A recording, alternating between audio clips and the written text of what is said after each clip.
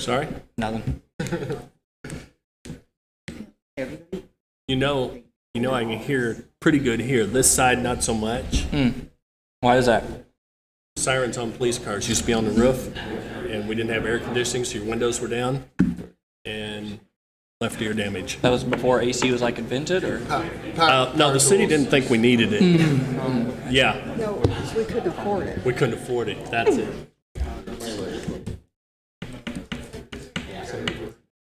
Before it was, yeah. Thanks, pal. Once again, I gotta get him when I can. you come through. Hey, my first car, I just rolled down the window. That's what I did. I didn't have AC. Barely had heat. Actually, The truck was a F-150 with those wing vents. I didn't need AC. I know. 2 wings at 50. Boy, you had all the air you Right. need. It was the old 250 air conditioner. That's right. Well, more like 270. Back then, you could, yes. Well, you could do what you could afford, right? I was 16 years old. I didn't really care what the speed limit sign said. I didn't have a heater core in my Mustang when I got it, so, and it was winter. That was fun for a minute. Do we do a roll call for the board spots, like BPW? Only if someone hurts me. Ah, dang. When it got to me, I was gonna go, yes. I wanted to like really do it on pause, you know? Yeah. Darn. Figure I'd ask. Oh, okay. Okay. Okay. Maybe. It won't take long. Yeah. Jump right in there. 1 minute. Yeah? 1 minute? What's that? Trial by fire right off the bat. Where's James? That's right.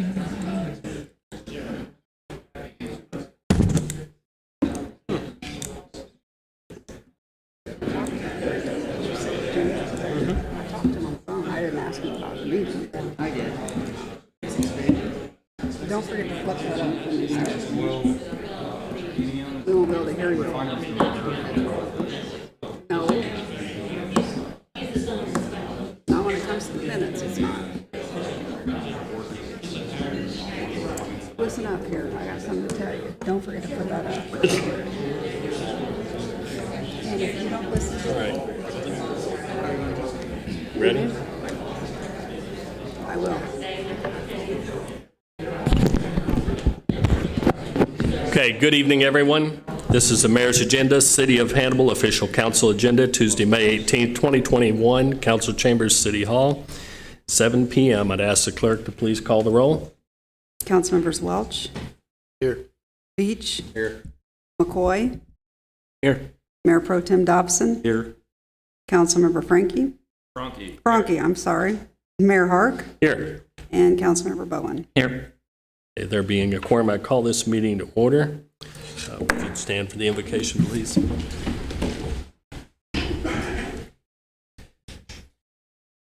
Gracious Heavenly Father, we ask you to bless these proceedings this evening. Give us wisdom to do the things that are proper and right for our community. Bless those who serve us while in the country and out of our country. Look over the families of those who serve. Watch over our children in our community. We ask this in Jesus' name, amen. Oh, Councilman Bowen. I pledge allegiance To the flag of the United States of America and to the republic for which it stands, one nation, under God, indivisible, with liberty and justice for all. Council, at this time, I'd ask for a motion to approve the agenda as it is posted this Tuesday, May 18th. So move. Second. Motion and a second. Any discussion? Hearing none, all in favor say aye. Aye. Opposed? Motion's carried. Council, at this time, I ask for a motion to approve the minutes of the closed session, March 16, 2021, and the regularly scheduled council meeting of May 4th, 2021. So moved. Motion's and a second. Any discussion over the minutes? Hearing none, all in favor say aye. Aye. Opposed? That motion's carried. Now requesting a motion to approve the payroll claims for the first half of May 2021. Second. Motion is second. Any discussion over payroll claims? Hearing none, all in favor say aye. Aye. Opposed? And motion's carried. First item listed on the agenda this evening, Stacy Colbert, Homesteading Life Conference. Come on down. Right up front here, please. How are you this evening? I'm good, thanks. Fantastic. Appears you're here to request street closures for the Homesteading Conference. Can you tell us a little bit about it, please? The conference, I think it's our fourth year. So it basically teaching homesteading skills like beekeeping, making bread, gardening. It's kind of a lost art. A lot of people have forgotten that stuff. So we're trying to teach that, and we want the roads, between Lions and Church closed because we have a lot of children too. And then we're also having demonstrations across the street in that property there, across from the Star Theater. And so we just need that area, closed from August 1st and August 2nd. Okay. And council, just for your information, I'm looking at the application, no objections. Looks like we're waiting for the certificate of insurance, is that correct? And I'm sure that can be obtained. Yeah, I'll bring it down. Okay. So I'm going to need a motion pending. I'll make a motion contingent on the insurance requirement. Second. There's a motion and a second. Any discussion? Hearing none, all in favor say aye. Aye. Opposed? Motion's carried. Thank you. Thank you.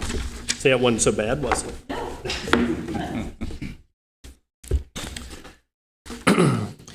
Next item on the agenda is Jared Campbell, co-owner of Holloway Company. Jared?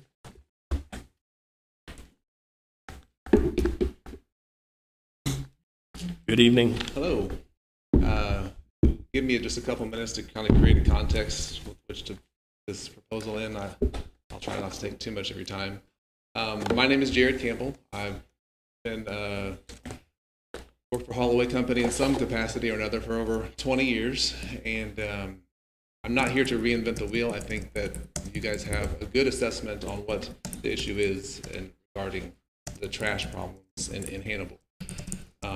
That being that we need more people, everyone, to have a weekly trash hauler, right? So the assumption underneath that is that if everyone had a weekly trash pickup, there would be significant reduction in the amount of trash that is accumulating in or around residences, significant reduction in trash being dumped on the side of road or in ditches, right? So to achieve that goal of everyone having a trash hauler, I think there have been 3 different proposals over the years made by the city. One being to have one hauler for the whole city, right? That would all of a sudden everyone would have trash hauling. The second one being we divide the town up into districts, and each hauler would be allowed to operate within that district. All right. The third being what is currently in place. The haulers are required to provide a list of their customers to the city, and then the city, through the process of elimination, can find out who in fact does not have trash pickup weekly. Now, option number 3, I like that better because my coworkers and I still have a job, and I think it gives more choice to the members of the community as well. Unfortunately, that hasn't worked out very well, right? We still have the same problem. So my proposal is just to kind of build on option number 3 and to try and make it easier, more accessible for everyone to use that option. So let's look at that option and think about why it hasn't worked. So from the perspective of the haulers, and then from the perspective, I think, from the code enforcement officer would also be a good way to look at it. From the hauler's perspective, if you step back and think about a small business owner, a lot of the haulers here are small business owners, and they wear a lot of hats. The same guy who picks up your trash is probably the same guy who's answering the phone, and same guy who's fixing the hydraulic hose that broke on the hose, and he's hiring people, right? He's the mechanic, he's the HR department, he's the office manager. Don't ask him to be the IT guy, right? I'm thinking of my dad, and even more strongly than he doesn't want to be the IT guy, I do not want him to be the IT guy, right? So we have a solution for that. That's part of our proposal. If you'll bear with me for a moment. Another reason I think you see some non-compliance from the haulers, and this is not as big of a deal, but I think it's worth mentioning, is kind of the history between the city and the haulers. There's some tension there because it wasn't so long ago we were in this same room and kind of felt like our livelihoods were going to be over by executive order. And so I think some of the haulers are hesitant to trust the city for those reasons. But I will say that the more conversations I have with members here, the more hopeful I am and the more assured I am that that's not the goal. Not the goal. So I'm very thankful for that. So also from the code enforcement officer's perspective, I can only imagine what it would be like to get data from 8 different haulers, however many there are, even if all of the haulers were complying and providing their lists, to get a stack of 1,000 customers on a sheet of paper from one hauler and to get it in maybe an Excel format from another and Microsoft. It would be overwhelming to try and find the proverbial needle in a haystack there. So our solution addresses that as well. And really all our solution is would like to be able to build a software that could calculate without the code enforcement officer having to wade through mounds of data, and it would give him the precise information that he needs. He doesn't, I'm not sure if the code enforcement officer is a he or she, I'm saying both, okay, whoever the code enforcement officers are, if they could get the precise information of these people do not have trash hauler, then their job is easier, because I know they've got a lot of other things to do than think about this all day long. And for the trash haulers who maybe don't even know how to export the data that the city is requesting, the Jeff Hammondtree is here, I'm sorry, right there in the back. I've been talking to him. He's a software engineer, developer, overqualified for this job, but he's agreed to do the process if you all approve. He could build a cloud-based platform where the haulers could log in. Jeff would show them how to do it. He could act as a sort of liaison to help people that don't know what they're doing to do it and make that easy for them. They could digitally upload the information that the city needs. The software would calculate it and give a list of people who do not have a trash hauler in a very simple form to the code enforcement officer. And it seems like that would solve the problem without creating unwanted consequences. So that's essentially my proposal, is just making it more easy and accessible to the haulers, to the code enforcement officers through technology. And as a side note, Holloway has agreed to fund this software. I don't know what your all's budgets are. I didn't want that to be a problem. So if you would move forward on it, Holloway would fund this software and the development of it. That's essentially all I have. If you have any questions, ask me afterwards, or Jeff probably could answer more. Mayor, comment? Hey, Sure. Just right now, we can't get a full listing of clients from some of the trash haulers. So if we can't get them, how do they get into your system? I've only spoken to 3 of the haulers, and they are all on board. I'm not sure. I would definitely be willing to contact any of the other ones. I'm not sure. If you give me a list of who needs to be on it, I would be willing to contact them. I think that can be done. I mean, this is kind of what we tried to do, years back, and like you said, was going to develop an Excel spreadsheet, and couldn't get the haulers to really, report their customers for some reason or another. And if that could truly be done, and basically you're doing our job for us if you're going to develop the software and provide those names of non-compliances to us. I don't see why anybody wouldn't be open to that. Jared, just real quick, I want to compliment you to begin with for taking this on and coming forward. You're the first person that's actually come up directly, not just saying they don't like something that's going on in regards to this issue, but you come forward with a solution, and not just a solution, but a funding mechanism for the solution. I think some people are taken back. That doesn't happen all the time. So you're wise beyond your years, because I don't see a lot of gray. So I appreciate that. I want to thank you for that. I've read over your proposal that you had presented to us a couple of weeks ago. And as the Mayor Pro Tem mentioned, I think it's something that can be explored and assigned to the proper, need to go ahead and see how we can make something like this work. I will tell you that when this idea come forward, I am a mayor that's always believed that anything that affects the masses or has a fiscal impact to the masses should go to the vote of the people.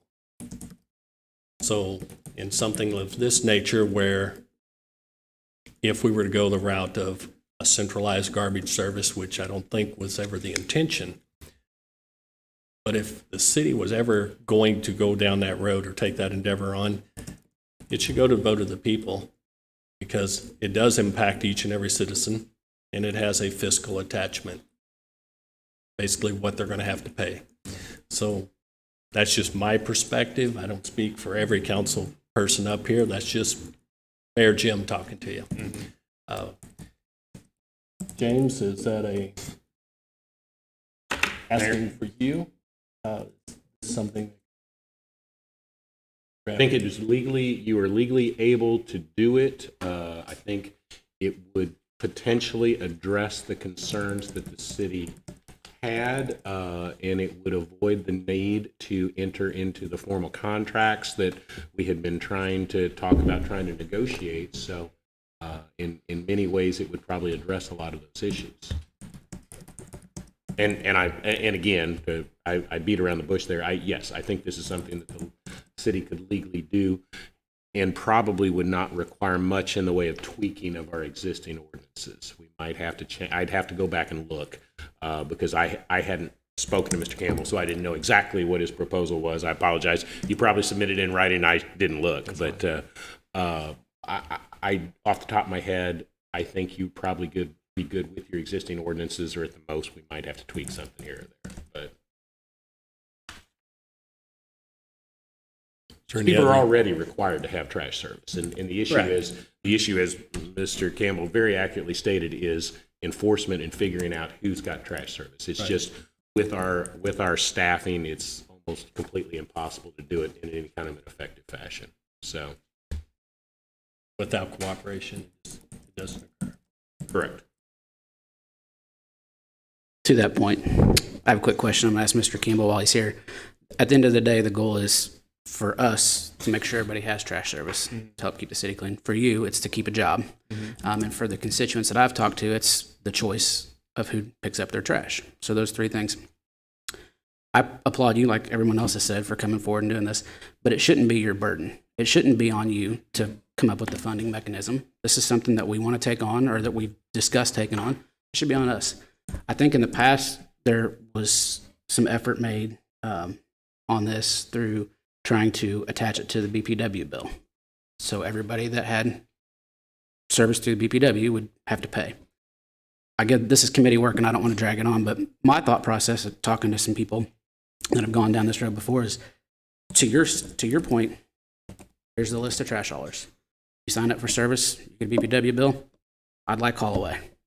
Okay? We collect it, you guys get paid, you keep your job, everybody keeps trash service. Everybody out here gets to pick their trash provider, everybody wins. Your thoughts? You're here, so I'm going to put you on the spot. Yeah, I haven't given that one a lot of thought, so I don't know that I want to lay it out there on the line. Why don't you think about it and let me know? I can speak to the Board of Public Works part of it. They don't feel equipped, and they don't have a desire to do that for us. Mayor, McCoy, the BBW had a hard time wanting to have the stormwater funding system. They wanted to all the computer process to do all that. You know, that was a lot. So I doubt that they would want to take this idea on either. That's the thing. They were required to do the stormwater part, but it was a lot of back end stuff that they had to go through, and then, you know, this would be another thing. Well, and I believe under your proposal, though, the actual collection of fees would still remain with the independent haulers themselves. Where this is going to be a benefit is it would be accountability for each and every individual that's receiving service, so that we could check, we would know who doesn't have service. Yeah. I think it would be a lot for the Board of Public Works to take on. We often have people who leave for vacation and call us to have their bill stopped. We have people that want to put out something extra with their trash, and there's an extra fee. There's just so many things that would go into that it would be a lot to ask the board. And again, it doesn't necessarily have to be the BPW. I know that was talked about years past, but something similar. I mean, I think that there's work that we can do together through your proposal and other ideas to solve this problem and get all three of those boxes checked. So I thank you for your time. And I in no way want to handle your money. I mean, I'm sorry. I don't invite someone into my house, you know, so I wouldn't want to handle your money. I don't think that's a proper endeavor for us to embark on. Like I said, I'm speaking for myself. I'm just one thought. There are many thoughts, and I think just you're coming forward and presenting this shows that with cooperative effort, we can come up with a good solution here. Yeah. Thank you. All right. Thank you very much.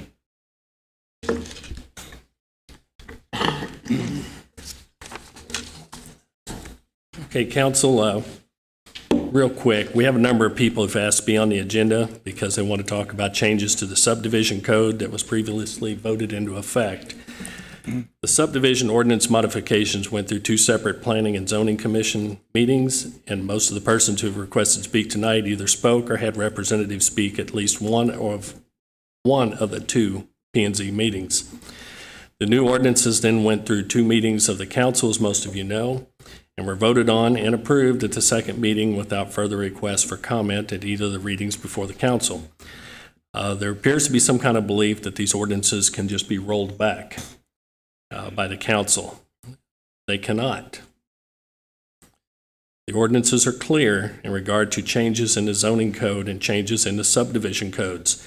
Once in place, they can't be changed until after review and recommendation by the Planning and Zoning Commission. This has to be followed by a public meeting, which then has to be followed by 2 readings of the proposed new ordinances at 2 regularly scheduled council meetings. We are simply not able to grant a request to roll back ordinances without following this process. This is a due process situation. Because the council does not have the power to grant a request to roll back the subdivision ordinances that are previously passed into effect, this isn't really a time to bring this to council. However, while we can't just roll back the ordinances, the council always welcomes input, and for those who wish to speak. If any of the parties who have requested to speak want to speak, we want to hear from you. But because we can't take action on the process, we're going to limit the comment period to 5 minutes, give or take. I'm not going to, someone speaking, they want to speak for 5.5 to 6 minutes. I'm not going to go screaming and waving a flag. This isn't soccer.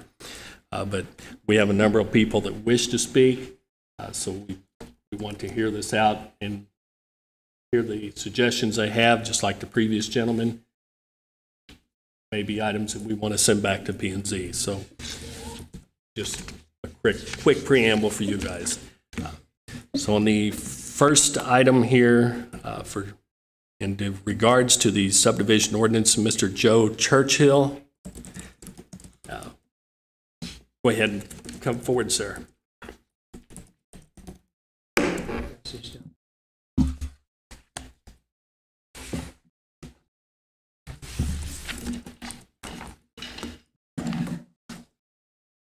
Thank you for the opportunity to speak. And I understand if you're going to change something, it has to go through a procedure. So I have no problem with procedure. But to understand all the rule changes, I think it's important to really understand those and you apply the rule changes to a real situation. So what I did is I said, how would Fetty Orchard change if Fetty Orchard had to be developed with the new rules? And so I said, Mr. Churchill, just time out. I'm sorry. Would you be able to step over closer to the microphone because we're not able to hear you completely? I'm sorry. You need to get this with me. Yes, I understand. Thank you. Thank you very much. It Okay. keeps us all on board Do you here. need to be close to this too? Oh, no, you're right. That like This that. is That's gonna be great. okay? Yes, sir. Thank you so much. Okay, going back to the rules changes. A lot of changes, a lot of typewritten stuff, a lot of engineering talk. It just wasn't very comprehensible or very understandable, let's say. So what I did is I said, let's apply those to a real subdivision that we're all familiar with. So everybody's familiar with Fetty Orchard. It's been a very successful subdivision. If you look at this map here, most of the lots are sold. There's about 40 houses built out there, about $15 million worth of construction. So a lot of activity, popular subdivision. How would that subdivision change if they had to abide by all the new rules? And so here's the answer. Fetty Orchard has 6,000 lineal feet of street. The new rules say you have to test the street every 100 feet. So that's 60 engineering tests, and then you have to test the aggregate every 100 feet. That's another 60 tests. So you've got 120 feet of tests, or 120 tests before you even begin to pour the concrete. Once you start pouring the concrete, then the rules say every 90 feet you have to have 4 different tests. There's air entrainment and so forth. Altogether, that's 268 tests on the concrete. If you put the concrete plus the base together, you get 388 engineering tests that have to be done. So that's a lot of testing. 388 times you got to bring the engineers out to take a look at this. Altogether, there actually would be 255 feet on the sidewalk test. Altogether, 523 tests. 523 tests for Fetty Orchard that had to follow the rules. Now, the next thing is, what's the cost of the sidewalks? What's the cost to the developer? And the answer is this. 12,000 lineal feet of sidewalks would cost roughly $20 a lineal foot. Now, $20 a lineal foot is really a cheap price. I picked the lowest number I could possibly come up with. That would be $240,000 for Fetty Orchard. $240,000. Almost $250,000 just for the sidewalks alone in Fetty Orchard. Also, in this subdivision ordinance, the builder would have to give up 3 different lots, 3 lots for what they call open space. So the developer would lose about $100,000, a little more than $100,000 in order to do that.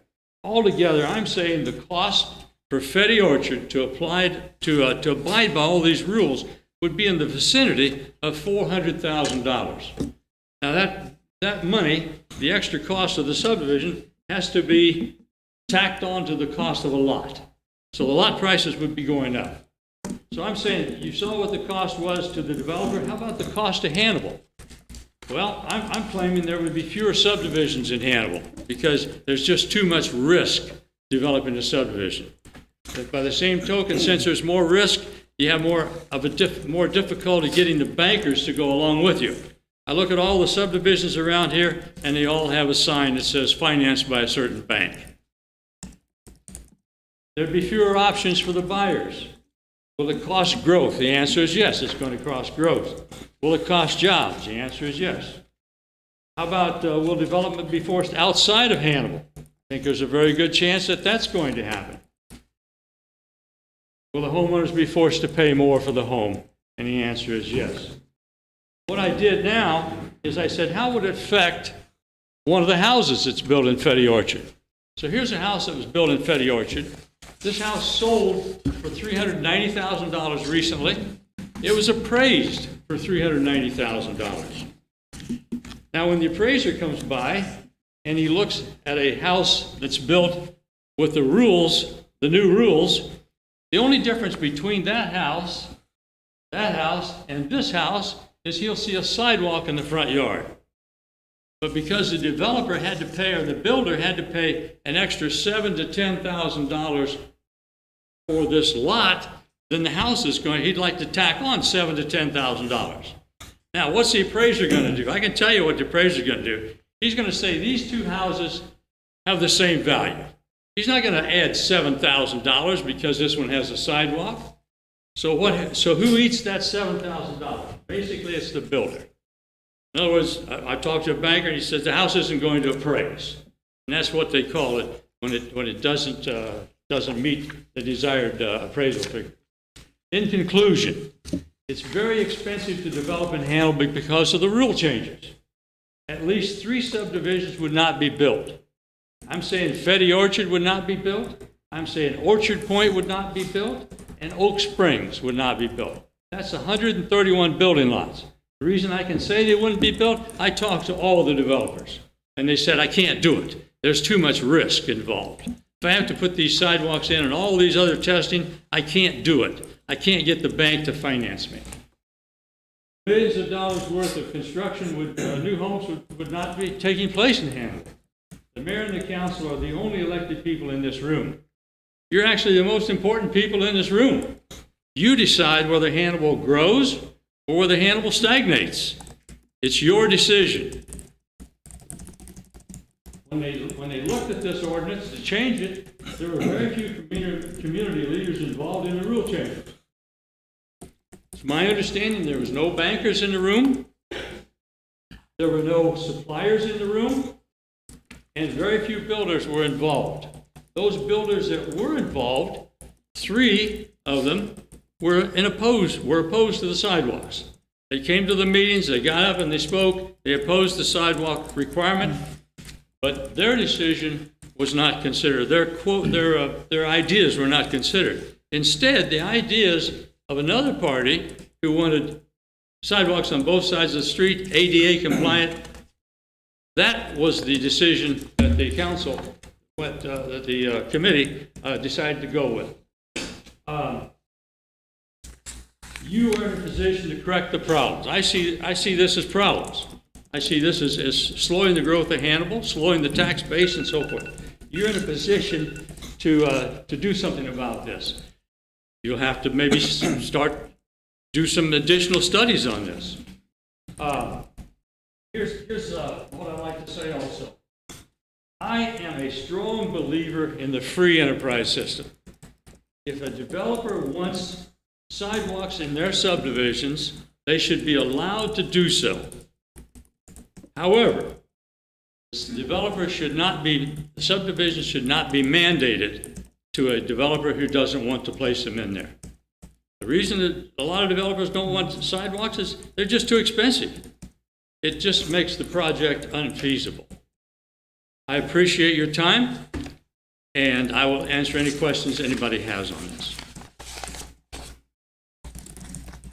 Just a couple of comments. In your email, you said that it added about $400,000 to the cost of Brad Peters' project. I believe that is a conservative figure, yes. So then that equates to like $5,479 a lot. Okay, I think that was a conservative figure. I didn't even figure, as you pull into Brad Peters subdivision, on the right-hand side, it goes down about a 45-degree angle. Sure. If you're going to put a sidewalk there, what do you have to do? You've got to have a very expensive retaining wall in order to do that. I didn't figure in the cost of a retaining wall. Okay, then Orchard Point, Yes. they're stuck with a street that the city won't take because it doesn't meet our standards. Right. So they're paying, homeowners association fees to maintain that street because the city won't take it. So maybe it's wise that we have this testing on the streets so we don't have, streets that are falling apart like, just one up the street from me on Crescent Drive.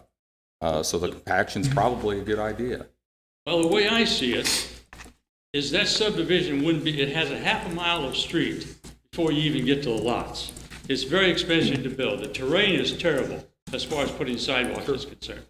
So you're saying we should have, 30-foot wide streets, that's 26, I think, and we should have sidewalks on both sides. It just isn't going to happen. And the people that buy out there are certainly made aware of this. When they purchase, they say, my gosh, why is this maintenance fee so high? The realtor says, hey, it's high because you have to maintain the street. That's your responsibility. The city doesn't maintain the street. They don't send a snowplow out here. They don't maintain the potholes. The owners knew that, and they were willing to buy out there because they loved the location. They wanted to be able to look out at the river. And they can afford it, And they could afford it, exactly. because those houses are really expensive. Oh, you're telling me. Yeah, I mean to tell you, heating and there's that some sort of fantastic homes out there. And it's a tax base. It improves your tax base at the same time people get to enjoy their view. So while I trust your experience and I certainly admire your charisma, I'm not sure that banks wouldn't appraise that extra $5,000 worth of costs. And if you can afford to buy a $400,000 house, you can certainly afford to add an extra 2% onto the price. You know, you'd think so, but I tell you, there are so many people that are that close, just that close to making the payments. And if they can't make the payments, the bank says you can't afford a house that price. I experienced that in my own life. I wish I had a nicer house. Exactly, You know, exactly. but I wish I had nice sidewalks too. Well, you know, if, that's a choice, but you have to be willing to pay for it. The builder doesn't want to do it if the customer's not going to pay for it. I mean, the builder puts in granite countertops. You know why? Because the customer is willing to pay for it. He puts in a 3-car garage. Why? The customer wants it and they're willing to pay for it. But you say, well, you got to have about $3,000 for a sidewalk, plus you got to pay for all of these tests, and say it's only $5,000 more for the lot. Does the customer want to pay that much more for a house that looks exactly the same, except for a little sidewalk strip in the front yard? I think it want a nice street to drive to their home on. What's that? They would want a nice street to drive to their home on, and that would be assured through the compaction studies. And I've looked at Fetty Orchard. It looks like a nice street to me. And I know that some testing was done on that. It may not have been to this scale. It may not have been every 100 feet. There may not have been 500 tests done on that subdivision, but there were a lot of tests done. Any other questions? If I may, I have a few. You said that these subdivisions haven't been built. These subdivisions have been built. We're already past that. The ordinance that we have now doesn't affect those old subdivisions. That's true. Okay. These 523 tests, that sounds highly inefficient to, put all the aggregate down and then only 90 feet of it and then test and then 90 more feet and test. Right. But, I'm sure we could cut that well down from 523, but anyway, I love sidewalks. I walk my kids, we ride bikes. My little bitty street, it might be 26 foot wide, 24 foot wide, I don't know. We're forced to park up on the curb because the streets aren't big enough. Obviously, my subdivision is much older. It was built in the time probably when the family only had one car. But we ride on the sidewalks. We love the sidewalks. If I destroy the sidewalk, I have to fix the sidewalk. It is my responsibility now. We have some subdivisions in town that the streets are absolutely terrible, and it's the city's problem now, 15 years from now. So if we don't strengthen the tests now and the ordinances now, in 20 years, somebody up here is going to have to fund that to fix those streets or those sidewalks going forward. So we've already had this problem. We have many streets now that we can't pave currently, and that we should have done tests. We should have done these 523 tests. I wish we could.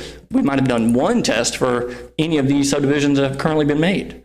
That's the thing. So I think it's a swell change, and it saves the taxpayers 15 years from now. And I think it's a great idea, but that's just me. I'm only one, as the mayor said earlier. So. Okay. Thank you, Mr. Churchill. Thank you. Thank you. Thank you, sir. Next person on the agenda is Jill Churchill.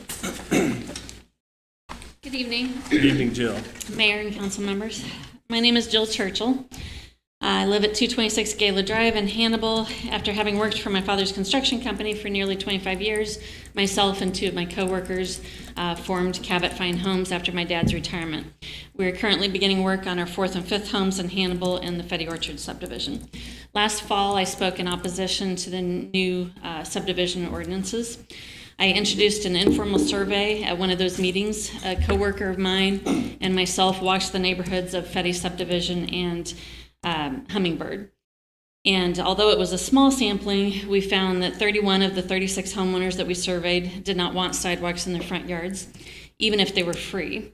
They didn't feel a need for them and could not justify the extra expense associated with them. Many went on to discuss the problems sidewalks on their land might introduce, like pets on their property and the extra maintenance of them, that sort of thing. Last year, Cabot Fine Homes owned this property on Stardust that Joe's speaking of, and we were wanting to develop the property with freestanding villas incorporating an HOA that takes care of lawn work and snow removal, which typically appeal to empty nesters and retirees. When we first started talks with the city of Hannibal, they mentioned a need for affordable housing.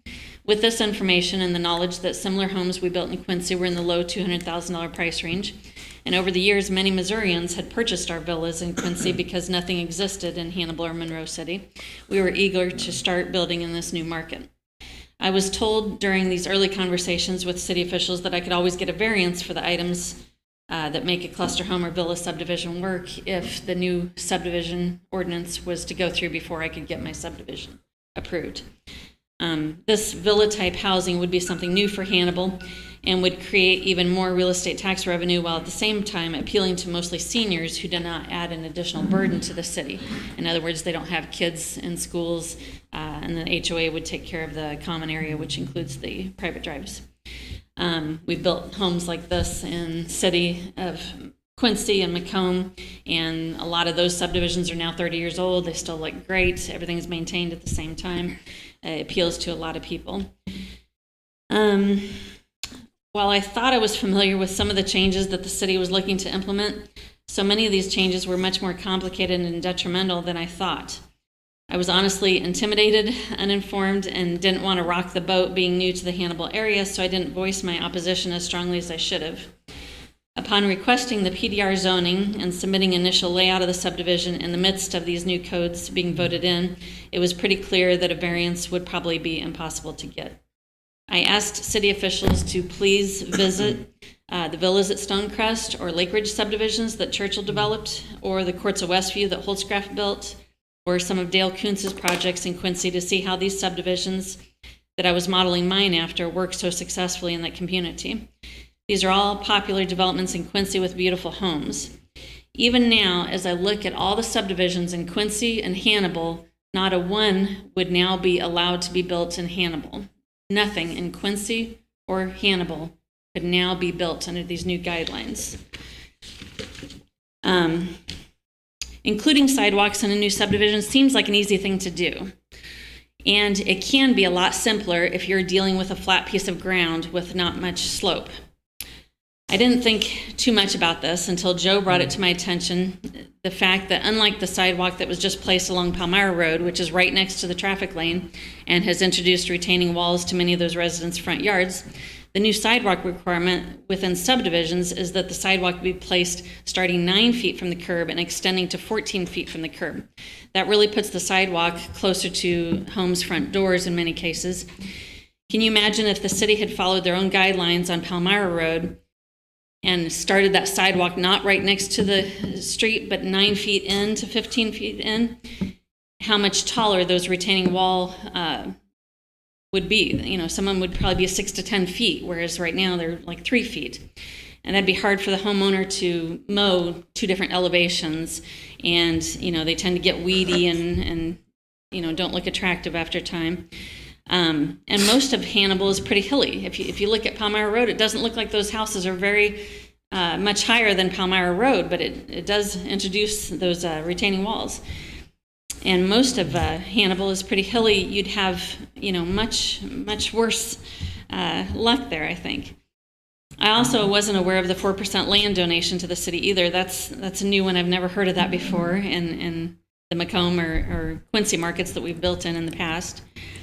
It's my understanding that the subdivision HOA is expected to pay for the care and maintenance of this area while at the same time inviting the public to use this land. I also wasn't aware of the multitude of new engineers tests now required either, and I have to wonder how much those changes would add to new housing development.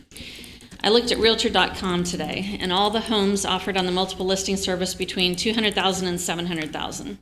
There are a total of 5 homes in that huge price range. 200 to 700,000. There's 5 homes in Hannibal available that aren't pending or contingent. There's a couple of 25-year-old homes, a couple homes built in the 1950s, and one pre-1900s house. Hannibal needs more available housing of all types, you know. The more housing market activity there is, the better for everyone. Realtors will make more money. Banks make more money. Furniture stores make more money. Landscapers, all their employees. There's a huge trickle-down effect. Thank you very much for your time. Thank you. Oh, and if you have any questions. I'm sorry, any questions? I have a comment. I moved here 4 years ago, and I still feel intimidated. I still am very uneasy about rocking the boat. And I commend you for coming up here and speaking tonight. Well, that was painless. Seeing not intimidating at all. Oh, yes. Okay. Like my seat. Next on the agenda is Chris Doyle. Where you at, Chris? You were hiding behind the sign. I couldn't see you. Joe left all his crap up here.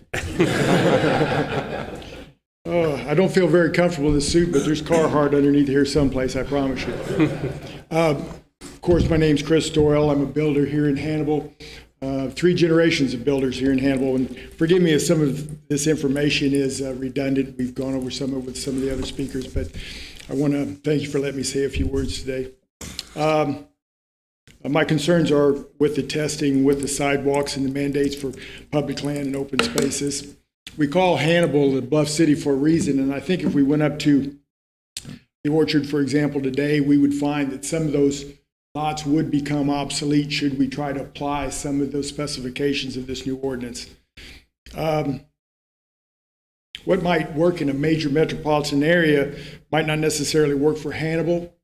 A major developer in one of those areas can completely decimate a landscape for development, and they can deal with it with volume sales. We are still a custom builder, even down into the $170,000 range. We see some of the current lot sales in the Orchard, for example, going for about $55,000. And so it's not going to be any surprise to you that with a lengthy process it takes to get a subdivision off the ground, that and inflation, that the next generation of lots may very well cost $65,000. Now, when you apply the covenants that are the norm in these subdivisions, that means that the standard home in those subdivisions would be over $300,000. I did a little research, and in our 2020 census, the bottom line is that less than 20% of Hannibalians can afford a house that's $300,000. And when we push that number to up over $400,000, which is commonplace in some of these subdivisions, that's less than 10% of Hannibalians. Now, over the last few years, I've built 5 specs that range from $170,000 to $210,000. Those all sold without being listed. Those were built on in existing neighborhoods, infill lots. I think I could have sold 20 should I had more affordable lots to build on. Mr. Dobson made mention of the Orchard, and I believe that I'll make a quick comment that absolutely they could afford those streets and that testing and those sidewalks. We put it on their backs, but we're talking about more affordable housing here. And when we incur some of these costs, it just may not even be possible anymore. You know, I recently bought a pickup truck, and to replace my 2006 one-ton pickup truck, a crew cab diesel, I found that it was going to cost me more than $76,000. But that baby had leather seats, and had a navigation system, and it had a backup camera, well, I'll tell you what, I paid substantially less for that pickup truck than the $76,000. But that truck that I got is going to do a great job for me. The improvements in this ordinance come at too high a cost. They're going to cost jobs, and they're going to squelch development and building. Hannibal needs more affordable housing. It's going to cost the vendors because probably those houses simply won't get built. It's going to cost your tax base. They're not going to be built in Hannibal, or they'll go outside the city limits to build them. You know, I like those leather seats, and I like that navigation system and that backup camera, but things can sometimes come at too high a cost, and I hope you'll consider putting a moratorium on the subdivision ordinance. Thank you for your time. Do you have any questions? Can I ask about this affordable housing thing? Everybody keeps saying it. My first house I bought 8 years ago, was maybe 1/7 of this $400,000 house. I know there are some people who are buying these lots in Fetty Orchard. This is their first house that are building themselves. You know, these couples are 30 to 35. I know a lot of them that are in Fetty right now. I'm definitely not in this 10% range, you know, so can you explain to me how this is affordable if it's not 50% of Hannibal can do that, I guess? I guess I'm missing it if I'm able to ask. The realtors will tell us that the average house sold in Hannibal is $120,000. Mm-hmm. So we got a large divide between that 120 and that 300,000. We need to fulfill that need. There may be a need for those size of those streets, et cetera.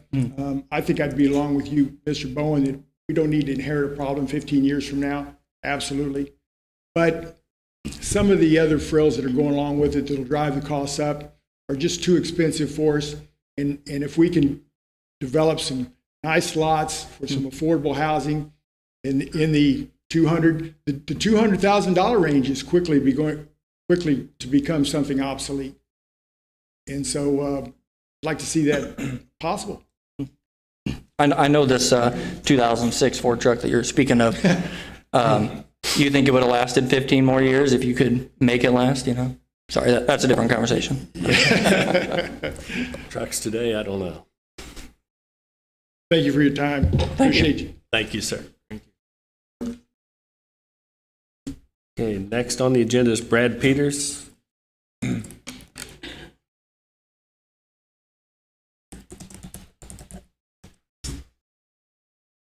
Good evening, Brad. Good evening. I didn't really speak at the council meeting that we had back when we had it. I believe that the gentleman in front of me covered many of the bases that I had to mention, so I don't know if by not coming forward that you all thought I didn't have any objections. So when Joe had asked me if I would speak this evening, I told him I would, because I didn't really want any of the new ordinances into place. I was happy with the things, the way the rules were. I followed all the guidelines that the city had. They had me hire the engineering company and the testing company, and I feel the products all turned out, you know, very nicely as they were. My concern is the cost of the homes. We not only have the new street ordinances, but lumber, water mains, everything is extremely tripled in the past year. My concern is that the construction's extremely going to slow down. My thoughts were I didn't know why we had to stop the private streets. We have Huckleberry Heights, we have Quail Ridge, we have my villas at West Ridge. They're all on private streets. I don't believe it causes the city any trouble. Also have Stone Ridge. In Stone Ridge, there was homes that were able to be built for under $200,000. That's probably never going to happen anymore. But I feel that that's the budget that most of the city of Hannibal, you know, could afford. And my goal, you know, when I did come and I talked at planning and zoning, I talked at the development meeting we had, I kind of was wore out by the time the council got to hear it. So, like I say, I apologize I didn't voice my opinion here. And I do understand what you were saying about that you all cannot vote to change anything. And I don't have a problem coming back to all the planning and zoning meetings and whatever meetings we need to do to possibly change things. But like I say, if a person wants to live in a subdivision with sidewalks because they want to ride their bikes on the sidewalks, which some cities don't allow you to ride bikes on the sidewalks, you're supposed to ride in the street. I don't know what cities' rules are here, but like I say, if they would like to, buy in a subdivision with sidewalk, they buy in Lisa Ball's subdivision. They want to, buy elsewhere, they can, because they could have an option. But like I say, to get the costs down, you can't have everything. But I just think that the expenses of the homes are just getting out of hand. And, I'd like to council or planning zoning to reconsider it, because I don't know what's wrong with any of the developments I did. Like I say, at villas at West Ridge or Stone Ridge, it's got grass ditches, which, is cheaper to maintain than storm sewers. It's got, a narrower street, but everybody pretty much parks in their driveway because two-car garage and the proper parking allowed in front, then that keeps the people off the street. There's very few vehicles on the street at Stone Ridge. There's no vehicles on the street at the condos. So I don't know what was wrong with those properties to where we had to change the ordinance and do away with the private streets altogether. I may have taken a little longer to put a couple of those private streets in, but it benefited the people that live there because our large trucks didn't run up and down and tear up the road. So, I told them that, we could possibly put a time frame to get those in so that there was no concerns and things. But instead, we just did away with the private streets altogether. So anyway, so I just, we'll sit down, meet with whenever we need to meet, and see if we can come up with some resolution, if possible. Okay. Thank you for your time. Any questions? Thank you. Thanks, Brad. Next on the agenda is Carl Ball. Thank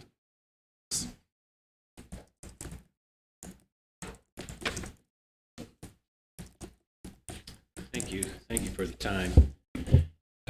My message is going to be a little different. I'm here representing Ball Investment Group. We are currently developing the Middle Creeks subdivision out across from Fiddlesticks. When we took this, I guess you could say, venture on, we first thought about what we wanted to establish out there, what we wanted to have as far as for the city of Hannibal.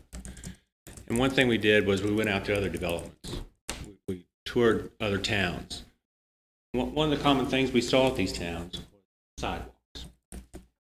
Sidewalks that people used to walk their dogs or play with their kids, ride their bikes on. It was a safe zone. I've lived in Hannibal all my life. I was raised in Oakwood, great place to be raised in as a kid. And I thought the sidewalks there were a safe zone. They were a safe zone because you had a barrier between the streets. They were a safe zone because you knew if you crossed that sidewalk and you got caught, your mom or dad's going to let you know about it. So, the sidewalk situation, I think, is something that we want here in Hannibal's hometown. I want to take the time really just to say thanks to the city council, city manager, police department, fire department, Board of Public Works, Corey Mahaffey. And when we started developing this, it all came together. It just wasn't something that we did on our own. Everyone here on the council and the people that I've mentioned was very supportive of that. Sure, there was some bumps, but we learned from it. And as far as the extra cost on the sidewalks, minimal. You do. You pass that on to your builder or to the person that buys the lot. But again, I think the sidewalks are needed. I'm glad that you got City Council took the opportunity to move forward with this. It makes everything pretty much black and white, where previously there were variances here, variances there. One subdivision looked different than the other subdivision. I think by having this be similar, it will bring other people in. Because when they come into the town, look at the town, they see what the city has to offer, it'll make them want to live here and want to be a part of the community. And that's what we're wanting, is a front porch community where you bring people out into their sidewalks, into their front yards, not just staying inside, being out and being a part of the community. Thank you for your time. Thanks. Any questions? One question, Carl. Your sidewalks in your subdivision, will they meet ADA compliances? They're 4 foot wide. Okay, and the new zoning calls for 5. Yes. So I talked with the engineer, and for ADA compliancy, they require bump outs every 150 feet. Are you going to comply with that? There will be bump outs every opportunity at the corners, things of that nature, but not Okay. every 150 Okay. feet. And just curious, what's your average lot cost? Average lot is anywhere between 42 and about 47. And that's with the assumption that sidewalks are going to be built on each lot. Okay. No assumption. Sidewalks are part of our requirements. Okay. And your street width? 30 feet. Okay. Thank you. Anything? Thank you very much.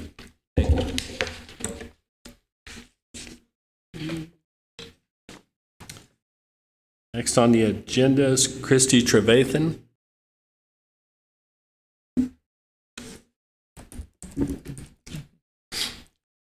Good evening, Christy. Mayor Hark and city council members. I'll just use a little history here. 28 years ago, I was sitting in your place. I sat on the city council, and if you will allow me, 1993 was a watershed year, if you remember. I thought that was pretty good. The Great Flood of 93 destroyed hundreds of homes in Hannibal, and I was just got on the city council in 1993. So we were faced with areas along Bear Creek, Collier, it was called Collier, Warren Barrett Drive. People lived there, and those homes were destroyed, and FEMA ended up buying out much of that property. New subdivisions were being built around this time. I've been selling real estate since the 1980s. And on the west side of town, west of Head Lane, but they weren't in the city limits. But guess what we had done? We let developers and contractors have city sewer. I remember they had city sewer. If you live on Brook Meadows, you have county electric, county water, city sewer, and I think Liberty Gas. So you have 4 different utility companies. Well, we said as a council, these policies are going to have to change. We can't just give away the sewer. And we did. We worked on that. We changed subdivision requirements, making a subdivision annex. And so that's now why you have the west side of Clover and Clover Court in the city. I'm sure that's very confusing for our city police and fire department, but that's the way we've operated here for years. During my tenure, 20-year-old subdivisions, Lake Apollo, one of them, had serious problems. The streets were deteriorating, and they had been built in the 1970s. The half-cent sales tax, well, one of my streets in my ward was Gemini Drive. It was a disaster. It was actually, I think, a creek bed at one time. The half-cent sales tax was coming up for reinstatement, so we had to work really hard to get that passed because not everyone wanted that again. And to do that, we got it. We were able to rebuild Gemini. We were able to re-extend Hyacinth to connect with the subdivision that leads to the Y and the schools. We were able to rebuild Central Avenue. Now, these are my ward. I don't remember all of the streets. Concrete street requirements were beginning to be discussed, and they said That will kill development. We can't do that. But we soldiered on, seeing what past leniency had cost the city in just 20 years. So as hindsight is 2020, Skyline, I want to tell you about other subdivisions. Skyline Estates up at the top of El Rancho and White Oak Subdivision were initiated by the developers to have underground electric. Board of Public Works hadn't done that yet. So sometimes developers lead the way. And that was, I think, a beginning of some really nice subdivisions without power lines everywhere. After reviewing this ordinance 4847, the new subdivision requirements, I applaud the City Council for moving forward. You are reinstating sidewalks and open spaces that has already been, it's not new. I live in the older part of town, like Mr. Bowen. Sidewalks were in our community, and they were till probably the 1950s, 1960s is where I start seeing subdivision without sidewalks. Common areas, open spaces. Pioneer Village Lake is an open space park. The Parks Department takes care of it now, but that was due to open space requirements. So these are not new. These are reinstating ordinances that we used to have and we're now bringing back. Walkability is a new term. It's used to grade communities. I'll read about where places to retire. I think I'm going to retire in Hannibal, though. But anyway, it says walkability is the big way that we're grading communities in terms of their amenities. I believe Palmyra Road is a wonderful new asset. The sidewalks are going to allow kids, joggers, track teams to not be in the middle of the road. And it's a safety issue, a safe environment for walkers and runners. I live downtown, and every morning I see people that I know don't live downtown come downtown just to be able to walk on the sidewalks because they want good walking conditions. Exercise is a big thing, and be able to have a safe place to walk. I marvel at the fact that we built sidewalks in this community from the late 1800s through the 1900s. We're talking about grades now.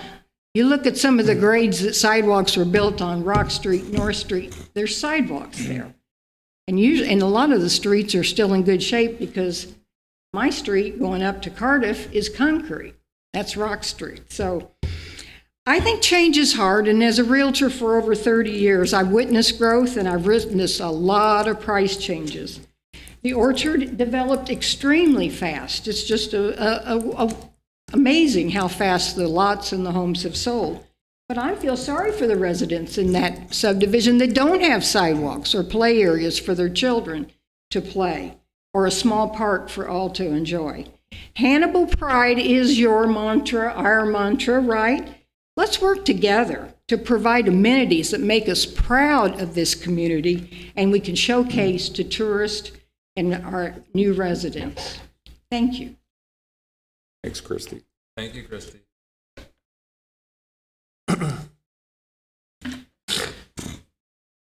Council, this time, there's a couple of numbers here that I was curious about and wanted to clarify as part of the code. Mark Bross, yeah. Could you come forward, sir?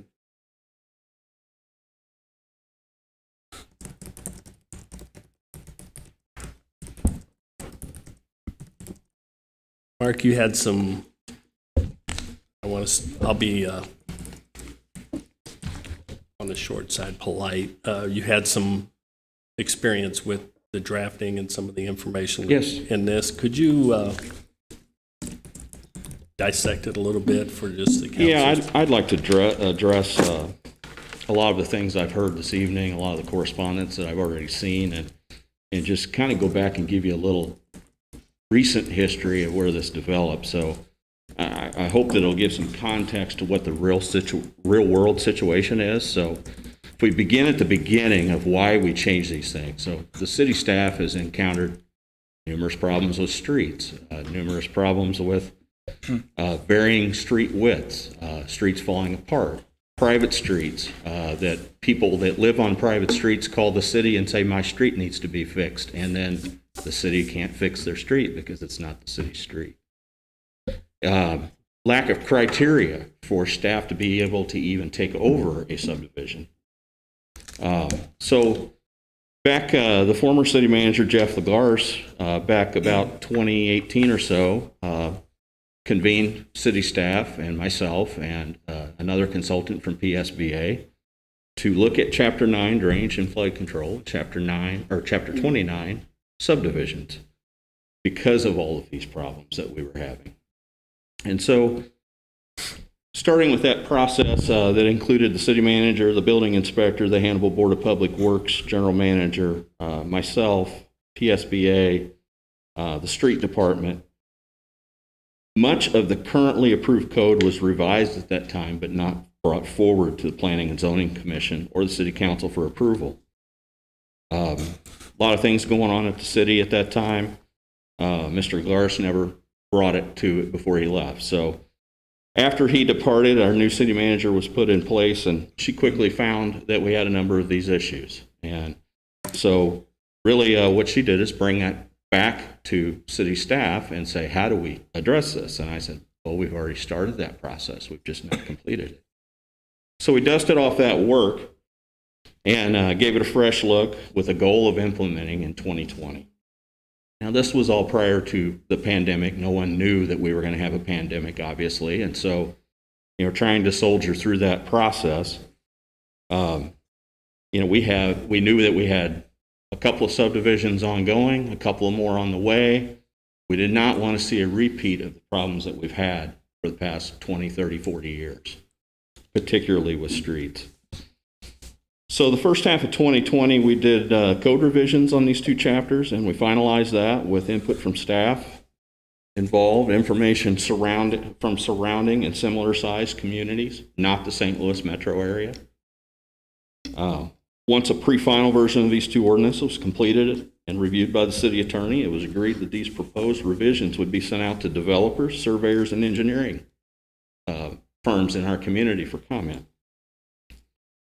As I understand it, personal invitations were sent out inviting them to a meeting in July 2020. And the proposed revisions were published on the city's website. We asked for written comments over a period of at least a month and also wanted participation at the meeting. We had about 15 people show up at the meeting. Some were developers, some were surveyors, some were engineers. We had our economic developer there. Copies of the proposed ordinance were available and handed out at the meeting if they wanted them. And, I took comments. I received comments. City staff received comments. I've got, if you want it, city manager has it. There you go. There's all the comments. We received those comments in writing. We received them verbally at the meeting. I wrote down many of the comments, and many of the comments were actually implemented into the ordinances. So the summary of what those comments really were centered on were sidewalks, whether we had none, one, or two sides of the street. Original version had a requirement for one side of the street. We got 2 verbal comments in the meeting for no sidewalks and 2 verbal comments in the meeting for sidewalks on both sides of the street. 1 written comment supporting sidewalks on both sides of the street. That's the summation of the comments I received. Number of copies of information on survey plats to streamline and modernize the process. We made a lot of progress in that area. We had good comments from surveyors. Monumentation for subdivision. We relaxed the monumentation requirements, which is an expense also. We codified the minor subdivision process in a clearer manner. That was much needed. Street width. We reduced the street width from 32 feet wide to 30 feet wide. That's a cost-saving measure. Some items that were not commented on in any of the meetings are open spaces, acceptance testing for streets, or riparian corridors. No comments, written or verbal or anything on this. Process moved through 2 P&Z meetings in August and September, and then went through 2 city council meetings for approval. In all, there were 5 public opportunities to influence the proposed city code changes. For anyone to say the process was anything less than transparent is simply astonishing. To say that COVID limited the opportunity for people to comment through this process that took over 4 months is somewhat unbelievable when we had a community full of people that found ways to attend meetings via Zoom or in person, go to restaurants, go to school, etc. Their opportunity to submit comments in writing or email throughout the process was not limited, and their opportunity to pick up and phone each one of you or email each one of you was not limited either. So let me give you the real-world situation on 2 particular subdivisions. One is nearly completed and the other is in the design process. I can speak with some knowledge on these particular subdivisions because I designed one of them, and my firm is currently working on the other. So let's begin. If we've heard about Fetty this evening, that was designed in 2015, reviewed and approved by PSBA because we can't review our own work. That would be a conflict of interest. So it was reviewed by PSBA for compliance with the city code. At the time of platting, there were 73 lots. I don't know, there may be more or less than that now. Street length, 5,500 feet. Street width, 30 feet. Even though the council at the time allowed that, that was a variance to go to 30 feet from 32 feet. So if we look at the new city code, the street width matches the current city code. No cost impact. Sidewalks, 11,000 feet of 5-foot sidewalk. The cost of the sidewalks is about $192,500. Pair of ADA ramps at 6 intersections would cost about $9,000. So you're looking at about a $201,500 cost, not $400,000. Riparian corridor easements. There's no riparian corridors in the subdivision, and there are no easements, and they wouldn't be deeded to the city anyway. They're easements. No cost impact. Acceptance testing. I went through the ordinance. I went down the length of the street, down the length of the sidewalk. There's 295 tests required. That's how we would evaluate it. That's how we would look at it. I looked at the testing cost. The total testing cost is about $6,500. Total testing cost. So the total cost impact of the subdivision is about $208,000. You break that down by lot, it's about $2,850. I learned something tonight. Apparently lots are more expensive than I thought they were. I was assuming $30,000 a lot, and I've heard 47, 42, 50. You know, if we're going to look at $2,850 on $50,000 a lot, are you going to choose not to buy that lot for $2,850 more? I mean, it's just a question. I don't see that as unaffordable when you're going to have $250,000 to $300,000 invested in your whole property by the time you build your house. If we go to Timberview Terrace subdivision, that's Mr. Churchill's own subdivision. It's currently in design. It's 11 lots, 600 feet of street, 30-foot wide street. Look at the new city code versus the old city code. Well, your 30-foot street now instead of 32, there's a cost savings there. We look at the sidewalk cost, $21,000. We look at the ramps, $1,500. Total sidewalk cost, $22,500. I've got a copy of this for you. I have the facts.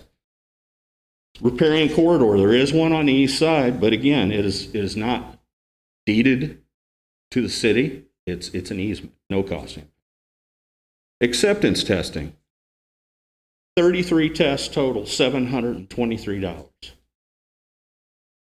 I think that's somewhere around $80 a lot, just for testing. So the total cost impact to the subdivision is about $14,600 or about $1,325 a lot, roughly. Again, I would ask you, is that going to make or break you on whether you decide to purchase that lot or not? So, you know, if we're going to live in the real world, let's deal with real numbers, because that is exactly how I would look at it. As your city engineer. So let's talk specifically about sidewalks. ADA is 5-foot required. You do have the option to be 4-foot, but every 150 feet you have to have a 5-foot bump out. That's so people can pass if you encounter somebody. The grade of the sidewalk can match the grade of the road. It really doesn't make the sidewalk extremely expensive. Ramps are required at intersections. Every subdivision will be different based on the number of intersections they have.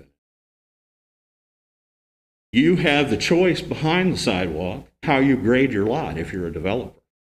You wouldn't have to grade your lot to have a retaining wall everywhere. That's a developer's choice in how they grade their lots. There was some discussion about sidewalks to nowhere. We have many subdivisions in town that do not have sidewalks. Again, it's already been discussed. I consider those safety issues when people are walking in streets. I understand some people may not want others walking across their yard, but those people will be walking on city right-of-way, not on their own property.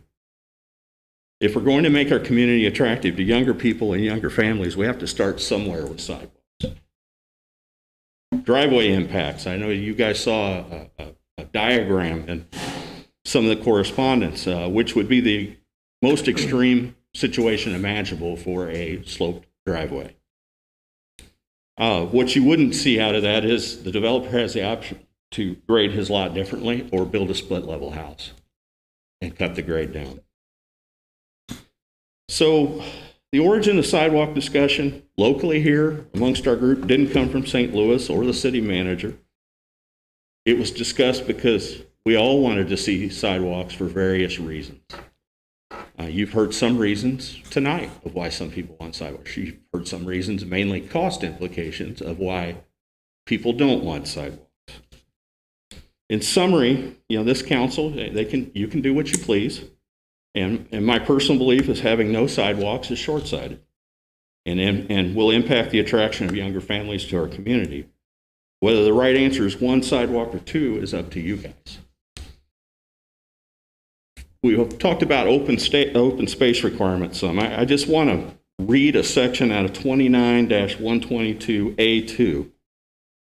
The City Council may require dedication or reservation of such open space. Not shall, it's may. And that is not a change from what we had before.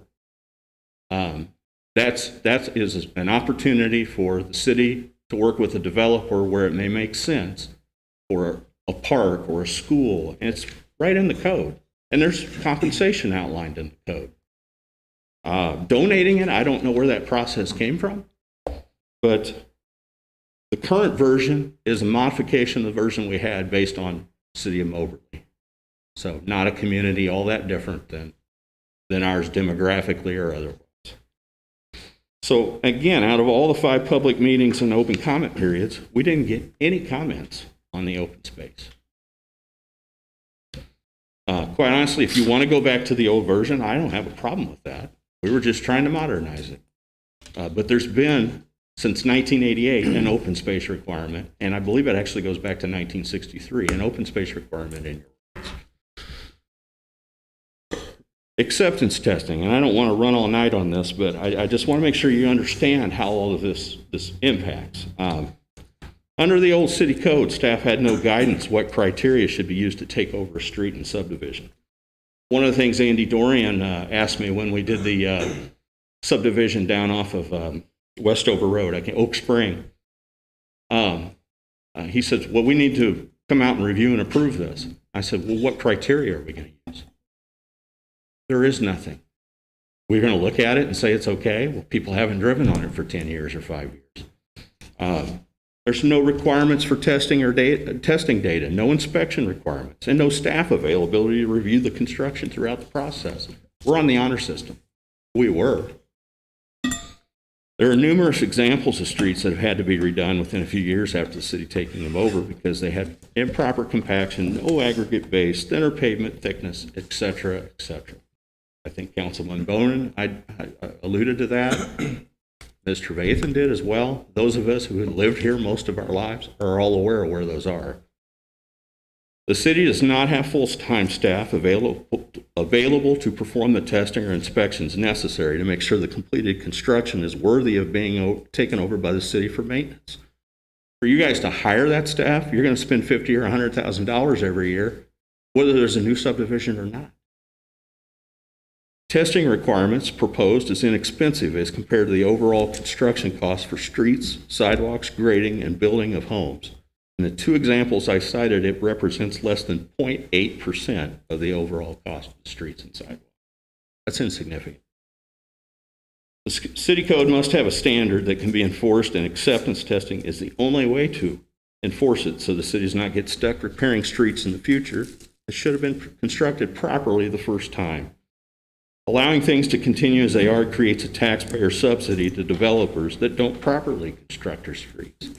I'm not saying anyone in this room would do that, but it only takes one. And if there's no way to verify it, how do you know that it hasn't happened? It should be unacceptable to the city council to allow it to happen.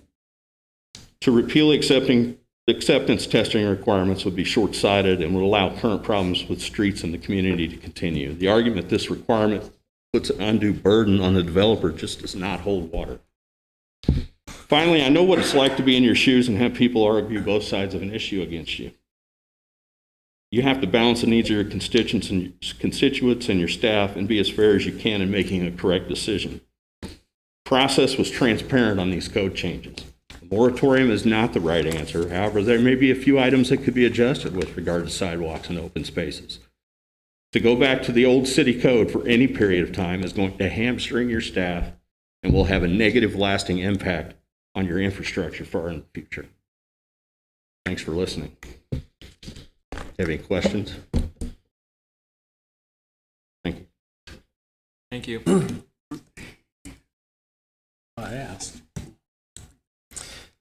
Okay, next item on the agenda is Corey Mahaffey, the Executive Director, the Hannibal Regional Economic Development Council. Man, that's a mouthful. I feel like I should talk about sidewalks or something. So we're changing subjects, right? Did you want to weigh in, Corey, on the No, I'm just kidding. I'm happy to. No, I do not. I think enough's been said. So first, I'd like to apologize to Angel, to the city manager, and to council members for not getting my memo on time. I had some confusion on which agenda I was on, so I apologize about that. But you do have a memo from me. As you know, for the last 2 years, we've been discussing downtown redevelopment opportunities to assist with our downtown building owners and downtown businesses and helping them through some redevelopment. As you know, 20 plus years ago, there was a purposeful bit of work that was done on that we saw some tremendous investment within our downtown over those years, but we're starting to see some need for additional investment within downtown. And so we've been working with HHMC and Hannibal Area Chamber of Commerce and other partners, the city and others, talking about what that might look like. So over the last 2 years, we've had a number of public meetings with HHMC members, with downtown business owners and downtown property owners to talk a little bit about redevelopment in general, some of the different types of programs that could be available, and then present opportunities that have been used in other communities. And some of these programs obviously have been recognized and also suggested by other organizations like Main Street, Missouri, and other organizations that have seen these effectively used in other communities. And so, as you know, we've had those conversations. We've answered a lot of questions I think that some of you have had too. Obviously, I'm happy to answer your questions this evening. The memo I gave to you sort of outlines what we have proposed for redevelopment in the downtown district. Obviously, the next step in the process is to really begin to talk about what that district looked like, what those boundaries would be, what the financial impacts would be, those types of things. But in order for us to do that, we need to engage our special counsel for economic development, which is what I'm here to talk with you about tonight, requesting your willingness to appropriate up to $75,000 to start the process of establishing downtown community district development. Questions that you have for me? I've got a number of them. Sure. How much money are you asking for? Up to $75,000. I believe the range we were given based on similar programs in other communities was between $60,000 and $75,000. So asking for up to $75,000 depending on what come out. So you're asking for money. You're not asking for a loan, right? Correct. So what I'm asking you to consider is taking on those expenses. Yes. And so obviously that'll be over time, not all at once, obviously, but yes, that's what I'm asking. So you're doing a SID, a 353, and a NID. I've only read the SID statutes, but in the SID statutes, there's quite a lot of governance requirements that are placed on the city clerk. Have you had conversations with Angel yet about what that would look like or what sort of training is available? So I have not talked with Angel specifically. Once the city establishes the Community Improvement District Board, then that board takes on that administrative responsibility. Typically, what I've seen in the past that we would likely suggest to that board is that they work with our special counsel for economic development on an annual basis for the reporting of that. Typically, what you see is them scheduling and holding the annual meetings, making sure all the compliance is taken care of and are filed with the Department of Economic Development, Department of Revenue, and other folks. That sounds like an additional cost. It typically is throughout the year. The SID pays for that cost. There's usually a budget that's established each year and approved by the SID board. I've seen those anywhere from $5,000, $6,000, $7,000 annually just to get those things accomplished. You don't have a map yet, correct? We do not. What we have proposed so far is all of the downtown business district, not residential. Remind me. Oh, sorry. Remind me, the downtown business district. So basically, from the brewery to I guess it's the depot building, right? Back up to Main, and then up to Third. We've also proposed up Broadway to Grand Avenue, and then up Mark Twain Avenue to Grand Avenue. Again, that's part of the next step of the process, is determine the borders, but that's what we've proposed so far. So because you have a map, you don't have any revenue estimates, right? We do not. What we'll need to know, obviously, is what the boundaries are, what properties are inside the district and what are outside the district, so we can determine. So you're asking for money. Do you have a line-by-line budget?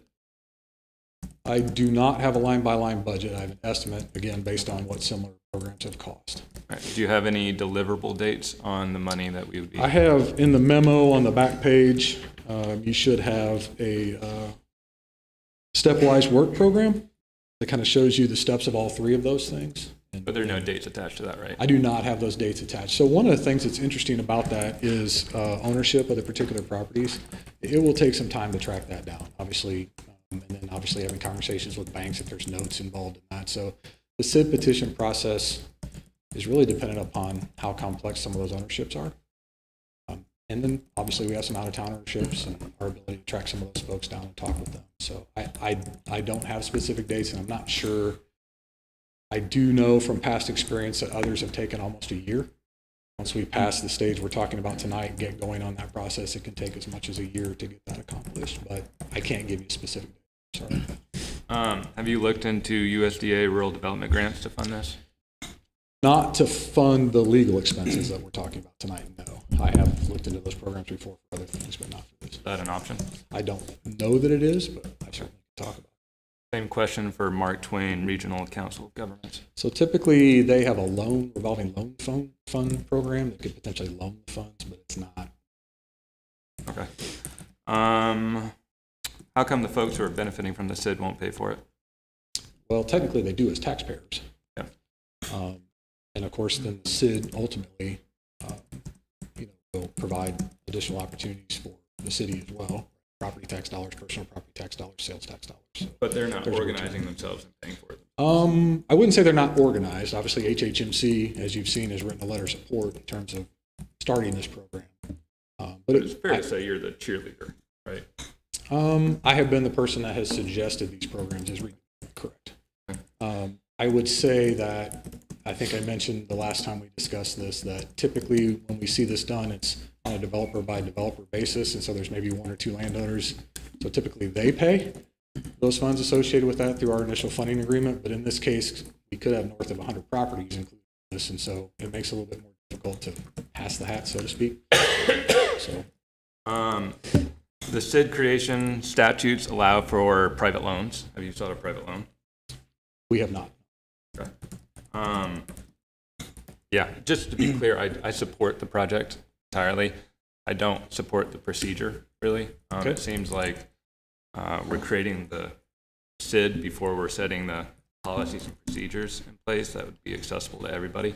And oftentimes, as recently as today, I hear that Hannibal can't afford anything. And I think this is one of the reasons why. In the past couple of weeks, I've spoken to a not-for-profit professional in this field, a retired small business development professional, a former city council person, all with experience in SIDs, who said most of these documentation processes can be created without the expensive legalese. And so I do recognize that sometimes we need outside professional help. But I also recognize that the amount of money that you are requesting would go a long way towards funding a position such as a city planner who could carry a lot of this burden. So that's why I'm against this. But I thank you for answering the question. Sure. Yeah. Mr. Franke, can I say a couple things? A city planner would require a $75,000 yearly salary, not just a one-time.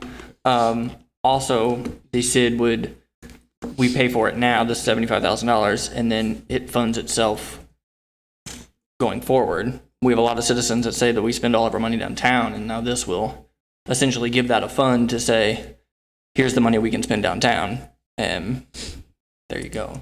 So I understand what you're saying, but the problem is the one-time payment this time is better, in my opinion, than a forever $75,000. But at the same time, I guess you could say that the city planner could do other things, but for now. I recognize all your points. Thank you, Alan. Yep. Other questions?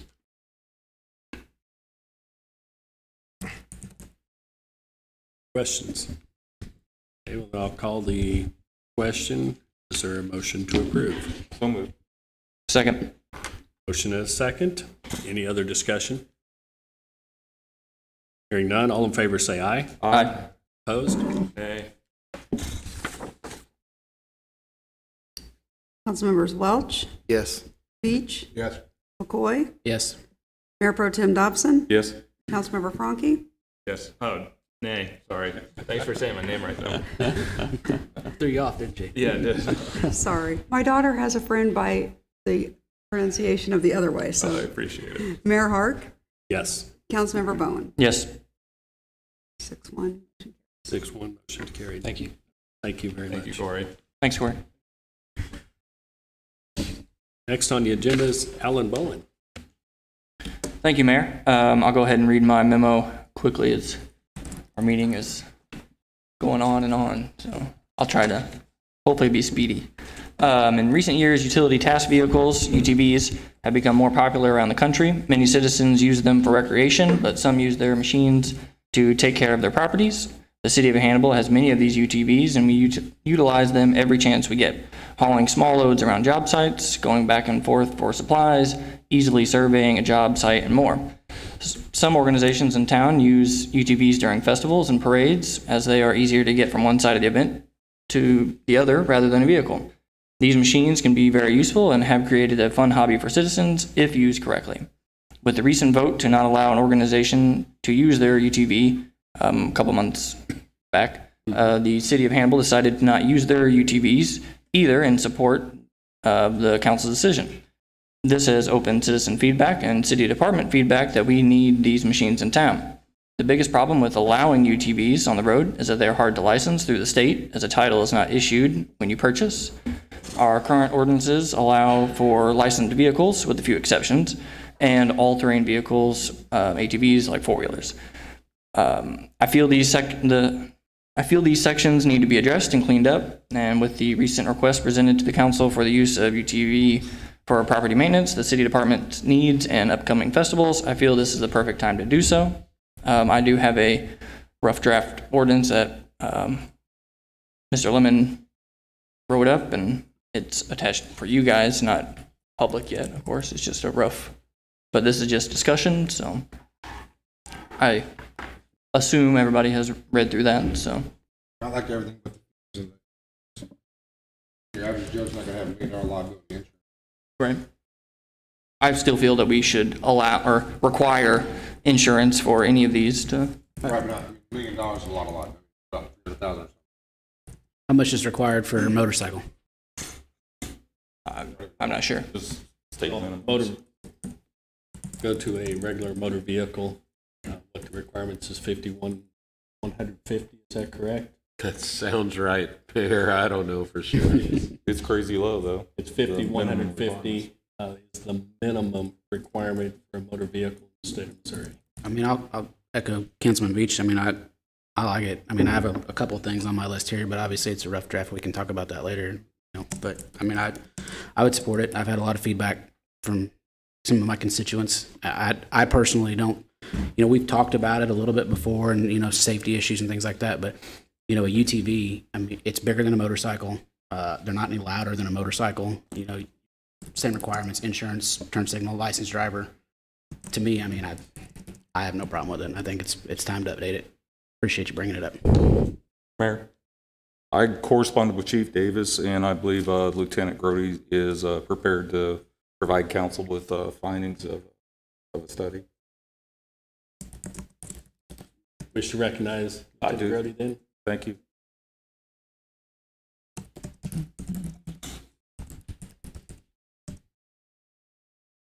Evening. Try to be short.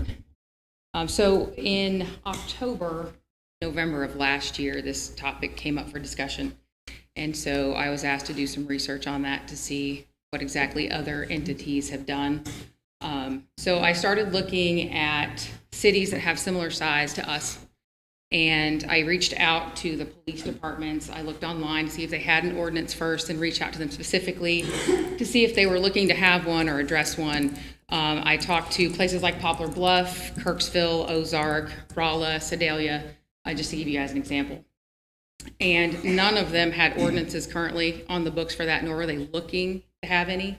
They talked about the problems that they would encounter with that because of the population, how it was a lot more of vehicle traffic, motorcycles, and whatnot, your basic traffic, a lot like Hannibal would be, with 36 and 61 running through here in Missouri 79. So then I also looked at more rural agricultural places like Bowling Green, Louisiana. These places are in our backyard, as you guys know. There was also like Nashville, Illinois, Grand Mount, Iowa. Those populations were about 5,600 people or less that actually had ordinances on the books. So I reached out to them and asked them as well, what works, what doesn't work. And with Bowling Green's ordinance specifically, there were some things that they wish they would have added, which they're going to look at doing later, as far as like licensing, permits, that type of stuff, inspections and whatnot. And then another with Louisiana. Matter of fact, I just talked to them today about that because I caught wind that they had an ordinance as well. The officer responsible for those down there, he was like, oh my gosh, those are a big pain. So he explained to me the problems that they were running into down there with that as well. And again, these are populations that have just over 3,000 people or 5,000 people. So it's not a community like Hannibal. It's a lot smaller. Bowling Green doesn't even have a stoplight. I live there, so I'll throw that out there. The blinky red light doesn't really count in my mind at a four-way controlled stop. So with that being said, I also, not knowing a whole lot about them, to try to familiarize myself more with them so we can give you guys an informed information with what we were able to find out. I talked to a vendor, not local vendor, so I'll throw that out there. So again, this is somebody who makes their living on selling these things. And I reached out and I said, hey, if the city of Hannibal is looking to pass something like this, what do you think? And he says, oh gosh, not in Hannibal. That was his first words to me. But again, that's his opinion. That's nothing based on facts. But we talked about the recreational models, different than the work models. So as you guys know, there are some side-by-sides that look more like agricultural as opposed to the razors that are super stupid fast. Can go anywhere from 50, 60, 70 miles an hour. And they're loud. He said the exhaust, the engines, you have to look at that. I can attest to that because, again, I live in a community where I hear them. So with the noise, with the engines, the exhaust, Louisiana actually told me today that they were dealing with someone that took the baffles out of one of theirs, and it was really loud as well. So there are ways to tweak that. So again, it's just like motorcycles as far as noise goes. They can be extremely loud if the person that has them intends for them to be that way. Another thing that was offered by this vendor is he said that you want to have your turn signals wired into the brake lights because turn signals are really small on these apparently. And again, he said when you're behind a UTV and the signal's not wired in, if somebody's turning or slowing, and the person in front's not paying attention to that blinking light indicating that, then obviously that could cause a crash. Operational headlights at all times was another recommendation. Side mirrors, rear view mirrors. Here's kind of where we run into a problem is with the inspections. This will bring me to something else as well. So inspecting these, we already do taxi cab inspections at the police department. Anywhere from 5 to 10 inspections, we do them twice a year. And it is time consuming and it is labor intensive for us to do that. We schedule them specifically because you have the cabs coming in off the street. We have to dedicate our time, and it's not something that we take lightly. We want to do this methodically and safely to ensure that the permits we're handing out for these, for the taxi cab companies, we're putting people in a safe vehicle. So the time that could take with the inspections, again, you had mentioned they can't be registered. That's right, because they don't have a title. Most side-by-sides, UTVs, are not really designed to have like a plate put on them. If you say, well, we'll put 5-inch letters or something like that, where do you put those? How am I going to be able to tell the difference from one to the other? So if you're looking at us for enforcement, if something's happening with that, or the average citizen says, well, it was OD green, right? Or it was earth tone or whatever.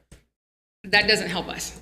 Okay, so as far as looking to identify them, that's another problem that we would run into, keeping track of the records. So to give you guys an example, Bowling Green that I was mentioning earlier is, like I said, roughly 5,600 people. So far, they've got 135 of those on the books. Right. Louisiana has 53 on the books. That is as of today, and they just enacted that this year. So again, their community is roughly a little over 3,000 people. So who has that time? Who's going to allocate that? Who's going to dedicate that time? The one thing Louisiana does to make sure they pass inspections is they trailer them in. So can you imagine people lining up in trailers down Broadway to get their side-by-side inspected? So we run into more issues with that. So again, it's not that we're trying to tell you no, but you really have a lot of things to take into consideration as far as the safety goes with that. They cannot be operated on the highways. They can't be on 61, they can't be on 72, they can't be on 79. That's state law. So it's not like you can go to Walmart and. No. Yeah. No. And You could go to 61 Walmart if you were on that side of town. I can go to Walmart. If you lived on that side of town, you could be at Walmart. You can cross. You can go across You can cross them. right at a approved intersection. You can cross, but you cannot drive down them. So if you live out 79,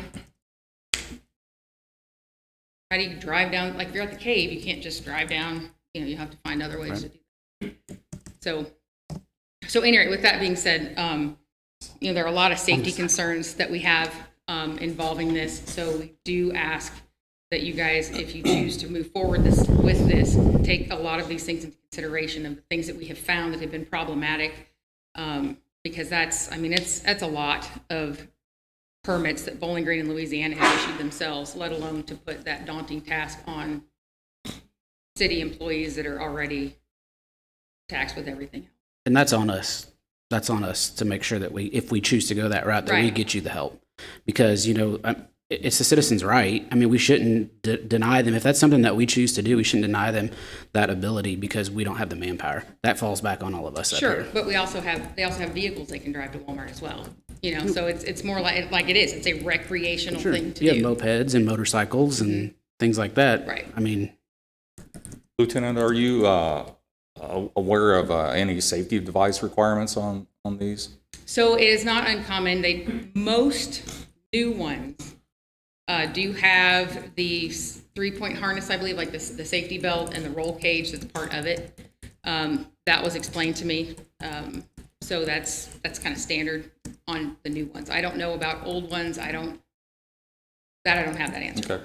And I'd just like to comment that everybody knows that I'm an emergency responder in the county, and I've worked, a couple accidents involving such vehicles, and they weren't pretty. Right. How many motorcycle accidents have you done that weren't pretty also? Well, same there. Yeah. Right. Which they also have a law that you don't have to wear a helmet either. Not that it's smart, but it's out there. Right. That's dumb. Yeah, at least these UTVs have roll bars and seat belts. I mean, some of them. But that would be in the ordinance that they're required. And also, cars can go well over the 35 miles an hour through town. I mean, we have cars that can go 140 miles an hour. The statement that the UTVs can go 50 miles an hour, if they do, then we'll pull them over and give them a ticket. I mean, Well, my other thought too is, let's say that you have them that do go slower, right? So if their vehicles are traveling, semis are traveling 61, right, south, north, right there by Huckleberry Park. Mhm. If you have somebody pull out on Clinic Road, say they're just going to try to cut over Huckleberry Park to try to cut over, So if you have a UTV that can't keep up with 55-mile-an-hour semi, can you imagine what that's going to look like? Right. Safety consideration, that's all. Same thing over on 79, same problem. Can we drive mopeds on 61 through Huckleberry Park? They can only go like 30. Just saying, consideration, that's all. I know. I'm just saying. Jenna, thank you Yes. for doing all this research. It seems like recently you might not have known anything, and now you seem to be kind of a subject matter expert. So thank you for investing the time in it. Just try to be informed and have you guys maybe help. Oh yeah, it helps informed us decision be from better other at our places. job. Yeah, thank you. So thank you. And my feeling is kind of that people might be doing this anyways, so we should try to figure out a way to help them do it as safely as possible.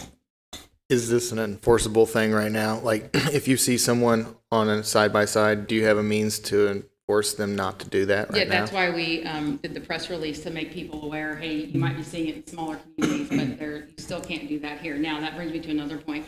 So as far as state and city ordinance goes, state law says you can't operate them, on the highways and whatnot, unless there's an ordinance, you can't operate them inside the city either. Also, in the state statute, it says that if you are a government entity, so like the CSOs, they have a mule that they could ride around, which by state law they can. So as far as just saying, well, city employees shouldn't be doing it, well, that's a function of their job is to utilize those to successfully carry out their duties. So with that being said, there's state law that says we can do that, just FYI. As it sits right now, though, is that a ticketable offense? We're not trying to ticket people right now. I know. We're trying, we could, yes, but we want to warn people first because again, they might say, oh, we see it in these communities, the smaller ones. So then maybe, so we don't ever try to do anything heavy-handed. We try to educate the public first. Right. Say, hey, you might see this in other communities, you can't do it here.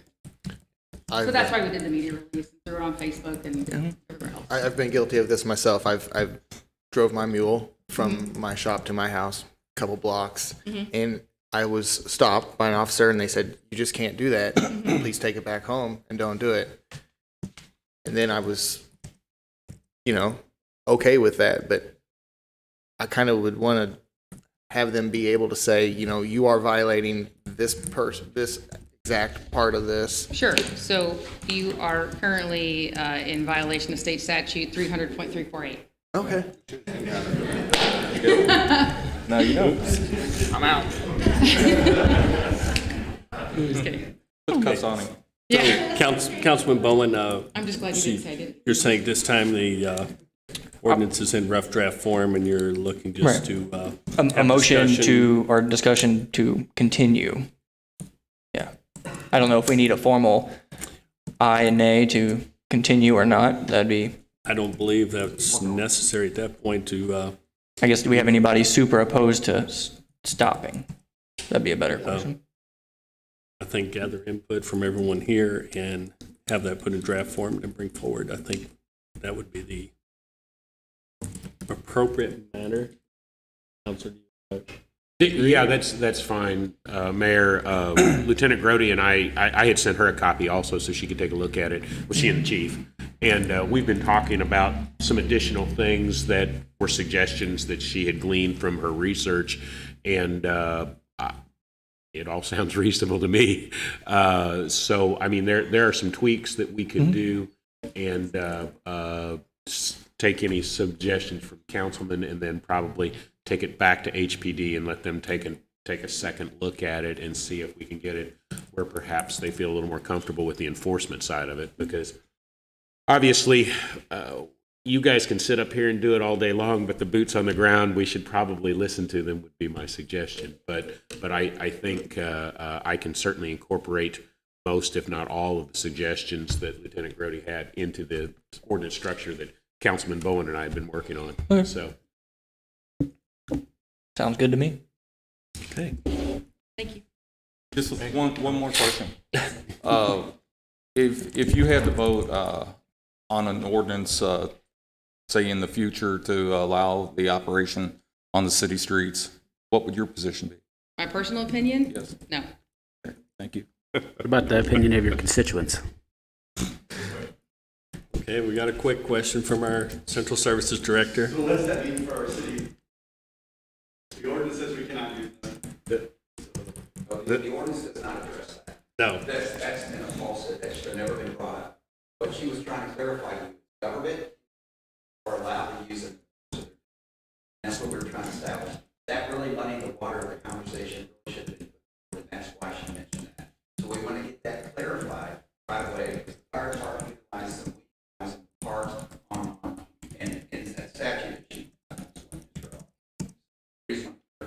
So they are allowable under state law. The city ordinance doesn't address it. What's good for the city should be good for the citizens in my mind. So, but that's just Well, me. the problem with that argument is a police officer or firefighter can disobey a traffic law going to a call.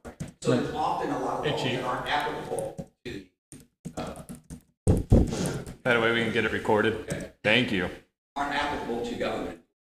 So that's all I'm trying to say, that it's not what's good for the citizen. The individual, Jennifer and I as individuals can't do that. But in a government capacity, you can do certain things. And that's all she was trying to clarify with that statement. And you'll see that even in a lot of larger cities, like a few years ago I was in Chicago, they ride these things all over. But the average citizen was riding one, you're probably going to get stopped. Right. So you have to kind of separate a government purpose versus an individual purpose. So like I said, if I personally drive one, I'm just as no different than anybody else. Right. But in my official capacity, they can do that. Mm-hmm. And the CSOs that she mentioned, because Dallas doesn't allow the vehicles, a regular passenger vehicle, they use the smaller mule to kind of drive around the park to make sure they can properly patrol that. So that's all she was trying to clarify. I thank Andy for until we figure it out, to say that the city shouldn't also use them until that time. But that's just me. Yeah. She just told you you could. That sounds like state law said you could. It's not against the law. I think that's a matter, I think actually that's a matter that'll be addressed by the supervisor of your respective departments, starting at the city manager's office. Last time we had one of these. So do I have the latitude The city manager is responsible for the administrative actions of those city departments, and thus you have the grant or deny such uses as long as it complies with state law. James, am I correct on stating that? No, you're correct, Mayor. The state law says that you can't have them on streets unless the city has an ordinance, but that cities are exempted and don't have to follow the law. So, and Councilman Bowen, I completely understand where you're coming from as far as the appearance of, well, the city can do what they want and no one else can. But we are looking at in performance of certain job functions. Right. I wouldn't expect to see the fire department going and picking up lunch. Right. So I don't think I'd see that. Yeah, not now. They can't ride them on the road. So okay, very good. So directions received as far as where you want to proceed next with the city attorney. Update ordinance and bring back. Right on. Thank you. Thanks. Okay, with that, Lisa Peck, city manager. I have before you this evening the approval of appointments. The first one is for the Hannibal Board of Public Works, Melissa Cockle, appointment for an unexpired term to expire July of 2023. Yes, I'll look for a motion to approve. That's right here. Second. There's a motion and a second. Any discussion? She's not paying attention. Wait. Hearing none. All in favor, say aye. Aye. Opposed?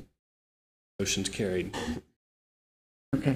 The second approval appointment I have before you is for Planning and Zoning Commission, Roger McGregor, for an appointment for the term to expire in June of 2025. Motion to approve. Second.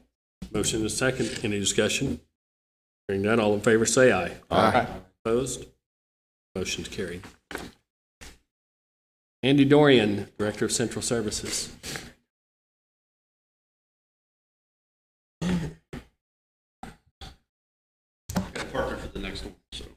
Oh. Up first, this is just housekeeping. We approved the Highway Commission aid agreement a council meeting ago for the airport business plan. When we sent off the MoDOT Aviation, they then let us know that they actually need that in ordinance form. So we are bringing it back the same. It's exactly the same thing. It's just instead of a resolution, it's in ordinance form. I see. Yep. And that Bill 21013 to follow, correct? Okay. Yes. Your next item, I guess, why you have helper here. Okay. So over the last year, we've kind of, in working with the Parks, Streets, Department of Public Works, always looking at ways to kind of think outside the box. And Mike McCargar, our assistant director on the street side, is really good at that. And so what Mike has come up with, and he's become the world's leading expert in swappable hook lift trucks. He's done a lot of research on this. This is a way to get basically, it's called a hook lift truck, but it's the ability to haul like 30-yard roll-off dumpsters or larger beds trucks for asphalt, for rock. So we're constantly looking at ways to cut time since the staffing is such always an issue. So when we look at dumpsters for 30-yard roll-off dumpsters for demos or for debris cleanups, it's really difficult for the larger trash hauling companies that we work with to keep up with us or very quickly. We can't expect them to devote a driver to us at all times, especially on times when we need it, like when it's raining. It's just not realistic for them. So we often have a hard time getting dumpsters, the big ones. We're not talking about the 1 and 2 yard dumpsters that you see around. We're talking about the big ones. And so what we would like to do is purchase a truck that'll allow us to do that.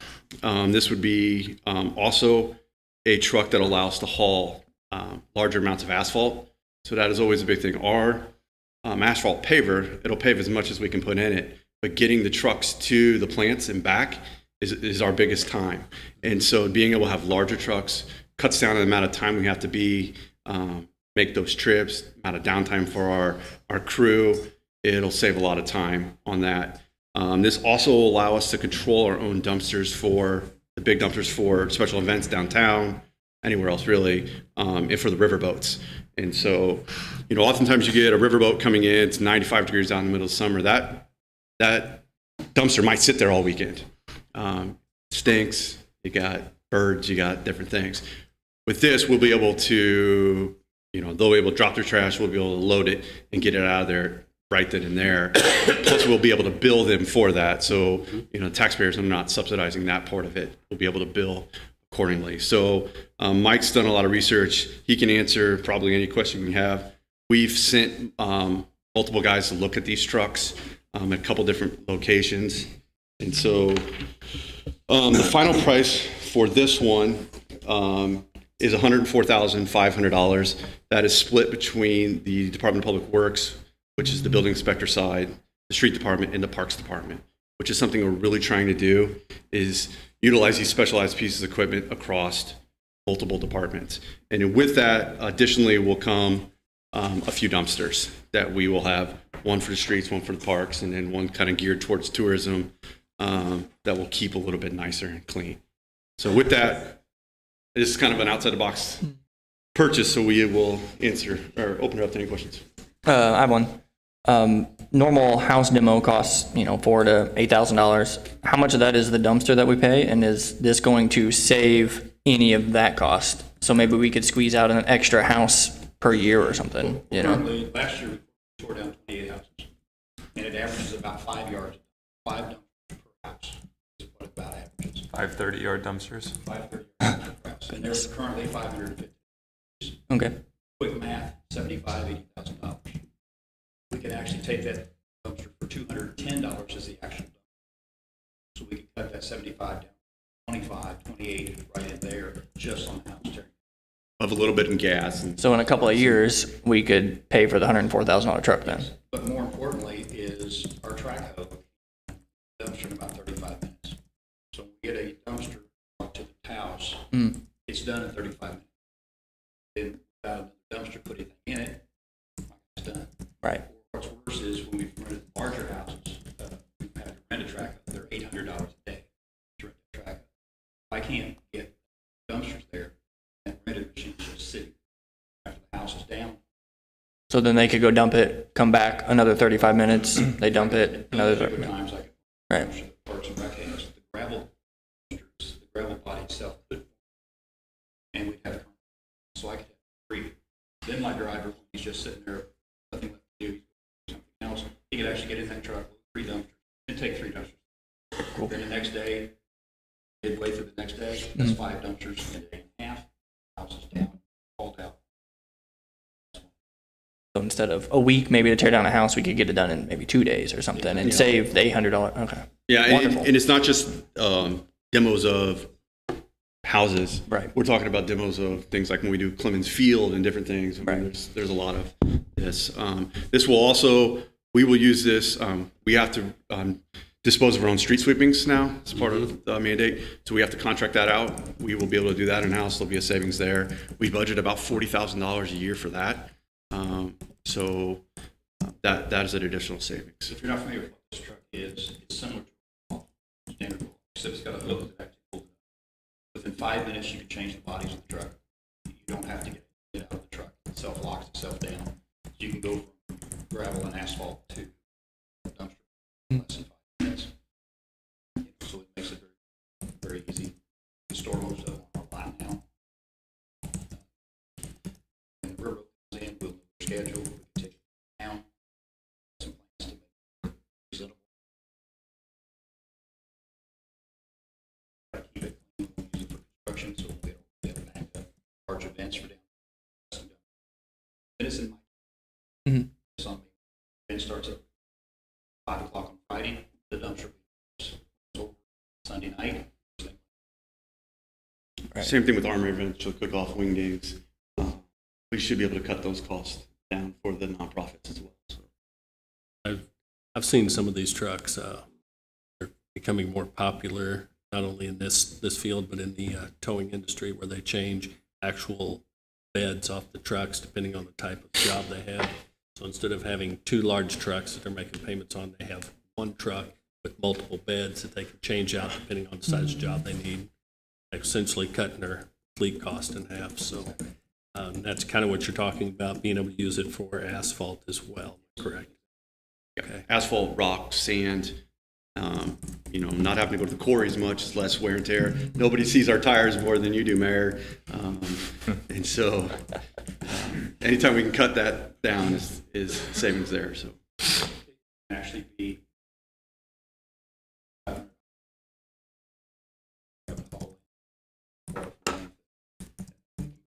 all 2,200 gallons at a time now in a single truck. This truck will be 4,400 gallons, so I can double the capacity of that. I've turned it into a water truck. I've had to throttle him down. So he'll come up with lots. It's like a Bobcat. He'll come up with lots of all these attachments. Oh, I know him. I have one more question. What year is this truck? This truck's a 2010. Just to get to the new ones are around 180,000. We're trying to keep it a much reasonable budget and start with the used truck, but that is new equipment, used truck. Okay. In the future, 3 to 5 years down the road, this equipment can be taken and put on another truck, because when you work a new truck, you actually spec the bed links and axle links like that. So in the future, when this truck has its lifetime, I expect it's longer than 5 years, then you could actually transfer to it and keep the same containers.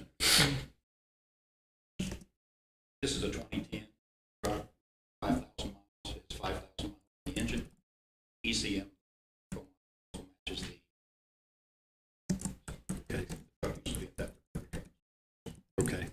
So you check the ECM to the mileage. Okay. And our guys have looked at multiple ones.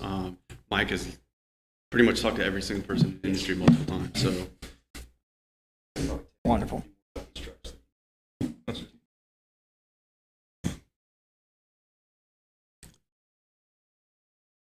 We looking for a motion? Yes, we are. I make the motion that we accept that. Second. So motion is second. Purchase approval of the swap loader hook lift truck in the amount of $1,500. Any other discussion? Hearing none, all in favor say aye. Aye. Opposed? Motion's carried. Thank you, Mayor. We'd like to see it when you get it. Right out front, okay. He'll give you rides.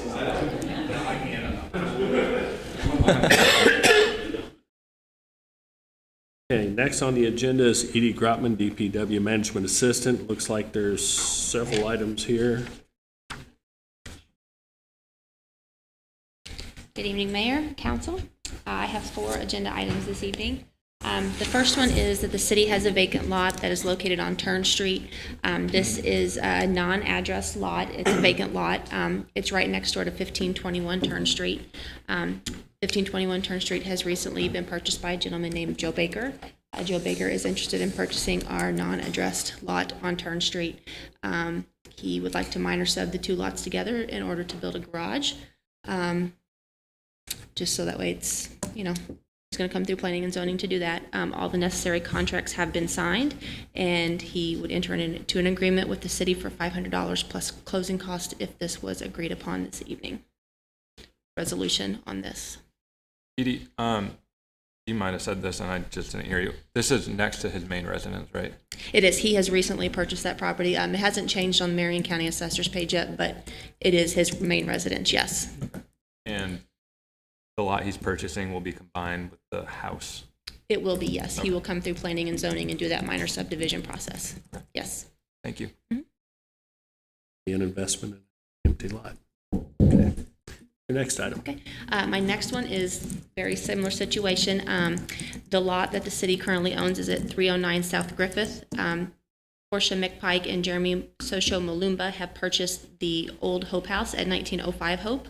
They are renovating that property. It is not their main residence. They are doing it for a renovation. The Hope House at 1905 Hope does not have a yard because the property itself is so big. So they would like to purchase the lot next door in order to have some kind of a yard for their property next door. Same thing, they're gonna, eventually they will minor sub the 2 lots together for that property. Same thing, they would enter into an agreement with the city for $500 plus closing cost. Okay. And you said their intentions go ahead and bring it to P&Z and do the minor Yes. sub? Yes, they will. Because obviously it's not a buildable lot. It is not. Okay. And that's resolution to follow? Correct. Okay. My next item is the acceptance of donated property to the city at lot 2110 Spruce. The current owner of the property purchased the home in 2019 with the intentions to renovate the home. Due to some family circumstances, it was not able to move forward. This home is on our pending demolition list through Building Commission. It's so far along that utilities have been pulled, asbestos reports have been done. We are ready to demo this at any point in time. All of the necessary contracts have been signed if the city does decide to accept this property this evening. And there is a resolution. Okay. And one more item. Okay. Lastly, the Hannibal Downtown Historic District is working on updating their guideline book. They're going to do each section one at a time. It will go through planning and zoning and then eventually to council for approval. The first section that has been completed by this committee is the upper facade window section of the book. Ironically, the committee has decided to go back to the original verbiage in their original book that was written in 1988 on the upper facade section of the window. It was changed in 2009, but it was a more restrictive version in 2009, so they're electing to go back to the 1988 version, with the exception of adding no vinyl windows in the downtown historic district and no air-conditioned units on the storefront side or a side street that has a street on it. And Christy, here in case there are additional questions that I am not capable to answer, but they would just like to go back to that original, because the 2009 was so restrictive that it didn't allow people to use different kind of materials for the section. It was just too restrictive. So the 1988 version allows for more options. So they're just electing to go back to that original section. I'd like to speak on this. Go ahead. Oh, okay. Thanks, Mike. Just going to take a couple minutes. I'm sorry it's so late, guys. At first tonight, I was planning to speak about the aesthetic and economic benefits of historic preservation to our community and explain why I thought this action being proposed would take a set of guidelines that is currently excellent and reduce them to something that is below average, out of date, and out of compliance. But then I rethought it, because as much as I like historic preservation, there's one thing that's even better, and that is free money. Unfortunately, if we pass this out-of-date guideline, we will lose access to annual grant opportunities. So a little bit of context. As a result of our excellent HDDC guidelines, Hannibal applied for and gained status as a certified local government. This means we have access to grant money every single year for things including but not limited to property surveys, design guidelines, educational programs, training, building structural assessments, and feasibility studies, just to name a few. A lot of this information was taken from the National Park Service website. The certified local government status is based in part on the Secretary of the Interior's standard for rehabilitation. This out-of-date guideline update would bring us out of compliance with those standards and open Hannibal up to decertification as a certified local government, and thus the loss of grant opportunities. As Edie indicated in the memo, there is a willingness to go even further and repeal more sections of the guidelines. That would mean our decertification would be all but a certainty. I like free money. I think we should take advantage of it, and that is why I will be voting to reject this out-of-date guideline change. Thank you. I also had an email pretty much to that effect, allowing metal-clad, and factory windows change look. The 2009 updates brought us up to a point in status that was possible for Hannibal to apply for CLG historic preservation grants. The new guidelines would disqualify from that sort of grant, by not keeping things authentic. So what I gave you all, the first copy is the current 2009 version, and then the back is what the committee is asking to go back to. Anything highlighted in green is just the changes. I just wanted you guys to have both versions so you could see what was being changed. That's just so that way you had all of the information in front of you. Speak to council. I feel that Christy would probably be better to speak to that. Christy Trevathan to speak. Based on your recommendation, you would like to ask if Christy could speak, maybe help us out with some of this. Nothing like off the cuff. I forewarned her. I told her today. Well, I have only been on HDDC for a short period of time, and there's again another history lesson. But a lot of non-compliance had happened prior during several different projects in the historic area. And so I think you will find not the intent of 2009 was not always applied in some of the projects that have been completed in the HDDC area. So it was with a lot of discussion, and it was a 9-member board, so it's not just one person that made this decision, would be to retain most of the original or the 2009 window requirements in terms of not changing size, not changing style, not changing any of the sash requirements, but to go to a window that could have, we still say original windows would be the preferred, wood windows, restored windows would be the preferred choice, but if a replacement was needed, a baked enamel aluminum window could be installed. No vinyl windows are appropriate. We had several people on our board that I think were ready to do a project, and we made the decision to take it to planning and zoning. They reviewed it and are passing it on to you. So we're trying to review the guidelines, make sure that there's several other issues we'll be coming back to you at a later date about, but that was the major change, as well as the air conditioning. So it's your decision, and So that is, HDDC and planning and zoning have all reviewed this. and passed it on, and everybody was okay with HDDC. So are we going to lose the grant Yeah. money? The HDDC voted to recommend to planning and zoning that we make this change that you have a copy of. With the knowledge that would Then come to disqualify us you, from- and you have the final say. I understand that, but with the knowledge that would disqualify us from the grant money. No, that I don't think council that was member- discussed, and I just got the same email that Councilman Dobson has, so I was not aware that I have been to one of those meetings. We had none last year because of COVID. So I was not aware that we could lose some. Sure. I'm certainly not grant- opposed to the HDDC's recommendations or planning and zonings, but I would like some more clarification before I personally vote. I'm not the rest of the council, but I would echo Councilman Franke. Did I say it right? Yeah. Okay.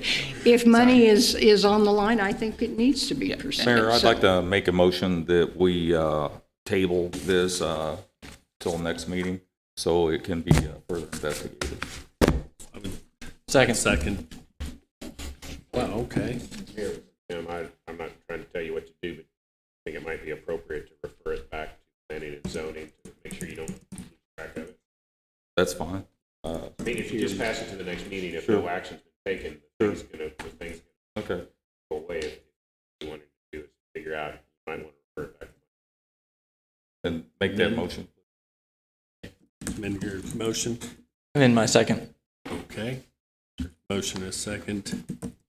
Any discussion? Hearing none, all in favor say aye. Aye. Opposed? Motion's carried.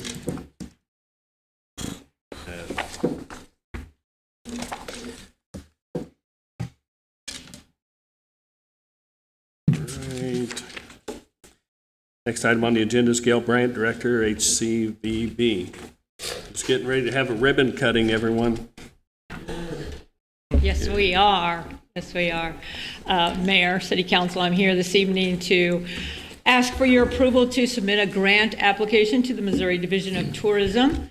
If awarded, please allow the mayor to enter into the agreement. We would like to submit the application for $100,000 to assist with our advertising and our leisure travel market. So I'm happy to answer any questions, but it's something that we do each and every year, if not twice a year. And that's a resolution to follow. Yes. Right. Thank you. Okay, thank you. Thank you, Gail. Thank you, Gail.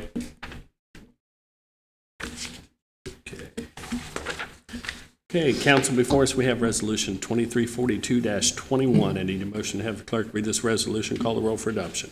So moved. Second. Motion is second. Any discussion? Hearing none, all in favor say aye. Aye. Opposed? Motion carried. Resolution number 2342-21, a resolution of the City of Hannibal authorizing the mayor to execute a special warranty deed and agreement for transfer of real estate between the city and Joe Baker for the sale of city-owned property, an undeveloped vacant lot known as all lots 6 and 7 and blocks 3 of Gore's Addition in the amount of $500 plus cost. Council members Welch? Yes. Beach? Yes. McCoy? Yes. Mayor Pro Tem Dobson? Yes. Councilmember Franke? Yes. Mayor Hark? Yes. And Councilmember Bowen? Yes. I declare resolution 2342-21 duly approved and adopted on this day. We now have resolution 2343-21. I need a motion to have the clerk read this resolution, call the roll for adoption. So moved. Second. Motion is second. Any discussion? Hearing none, all in favor say aye. Aye. Opposed? Motion's carried. Resolution number 2343-21, a resolution of the City of Hannibal authorizing the mayor to execute a special warranty deed and agreement for transfer of real estate, my mind got quicker than my mouth, between the city and Portia McPike and Jeremy Shosho Malumba for the sale of city-owned property known as 309 South Griffith in the amount of $500 plus cost. Council members Welch? Yes. Beach? Yes. McCoy? Yes. Mayor Pro Tem Dobson? Yes. Councilmember Franke? Yes. Mayor Hark? Yes. And Councilmember Bowen? Yes. I declare resolution 2343-21 duly approved and adopted on this day. We now have resolution 2344-21. I need a motion to have the clerk read this resolution, call the roll for adoption. So moved. Second. Motion is second. Any discussion? Hearing none, all in favor say aye. Aye. Opposed? Motion's carried. Resolution number 2344-21, a resolution of the City of Hannibal authorizing the mayor to execute a general warranty deed and settlement agreement and release for the acceptance of donated property from Megan Elzia, known as 2110 Spruce Street, to the city. Councilmembers Welch, Yes. Beach, Yes. McCoy, Yes. Mayor Pro Tem Dobson, Yes. Councilmember Franke, Yes. Mayor Hark, Yes. and Councilmember Bowen. Yes. Declare Resolution 2344-21 duly approved and adopted on this day. We now have Resolution 2345-21. I need a motion to have the clerk read this resolution and call the roll for adoption. So move. Second. Motion is second. Any discussion? Hearing none, all in favor say aye. Aye. Opposed? Motion carried. Resolution number 2345-21, a resolution of the City of Hannibal authorizing the mayor to execute a marketing match grant application and any subsequent help me out Some here. people have trouble with their mouth faster than their brain. My brain is working a lot quicker than mine. Acceptance documents with the Missouri Division of Tourism for the Promote Missouri Grant Fund. Councilmembers Welch, Yes. Beach, Yes. McCoy, Yes. Mayor Pro Tem Dobson, Yes. Councilmember Franke, Yes. Mayor Hark, Yes. and Councilmember Bowen. Yes. I declare Resolution 2345-21 duly approved and adopted on this day. We now have before us Bill number 21-012. I need a motion to have the clerk give this bill a second and final reading. So moved. Motion is second. Any discussion? Hearing none, all in favor say aye. Aye. Opposed? Motion's carried. Bill number 21-012, an ordinance of the City of Hannibal revising Chapter 2, the Council, Section 2.07, meetings, times, and place of the city charter pursuant to the approval by the vote of the people. Second and final reading. Councilmembers Welch, Yes. Beach, Yes.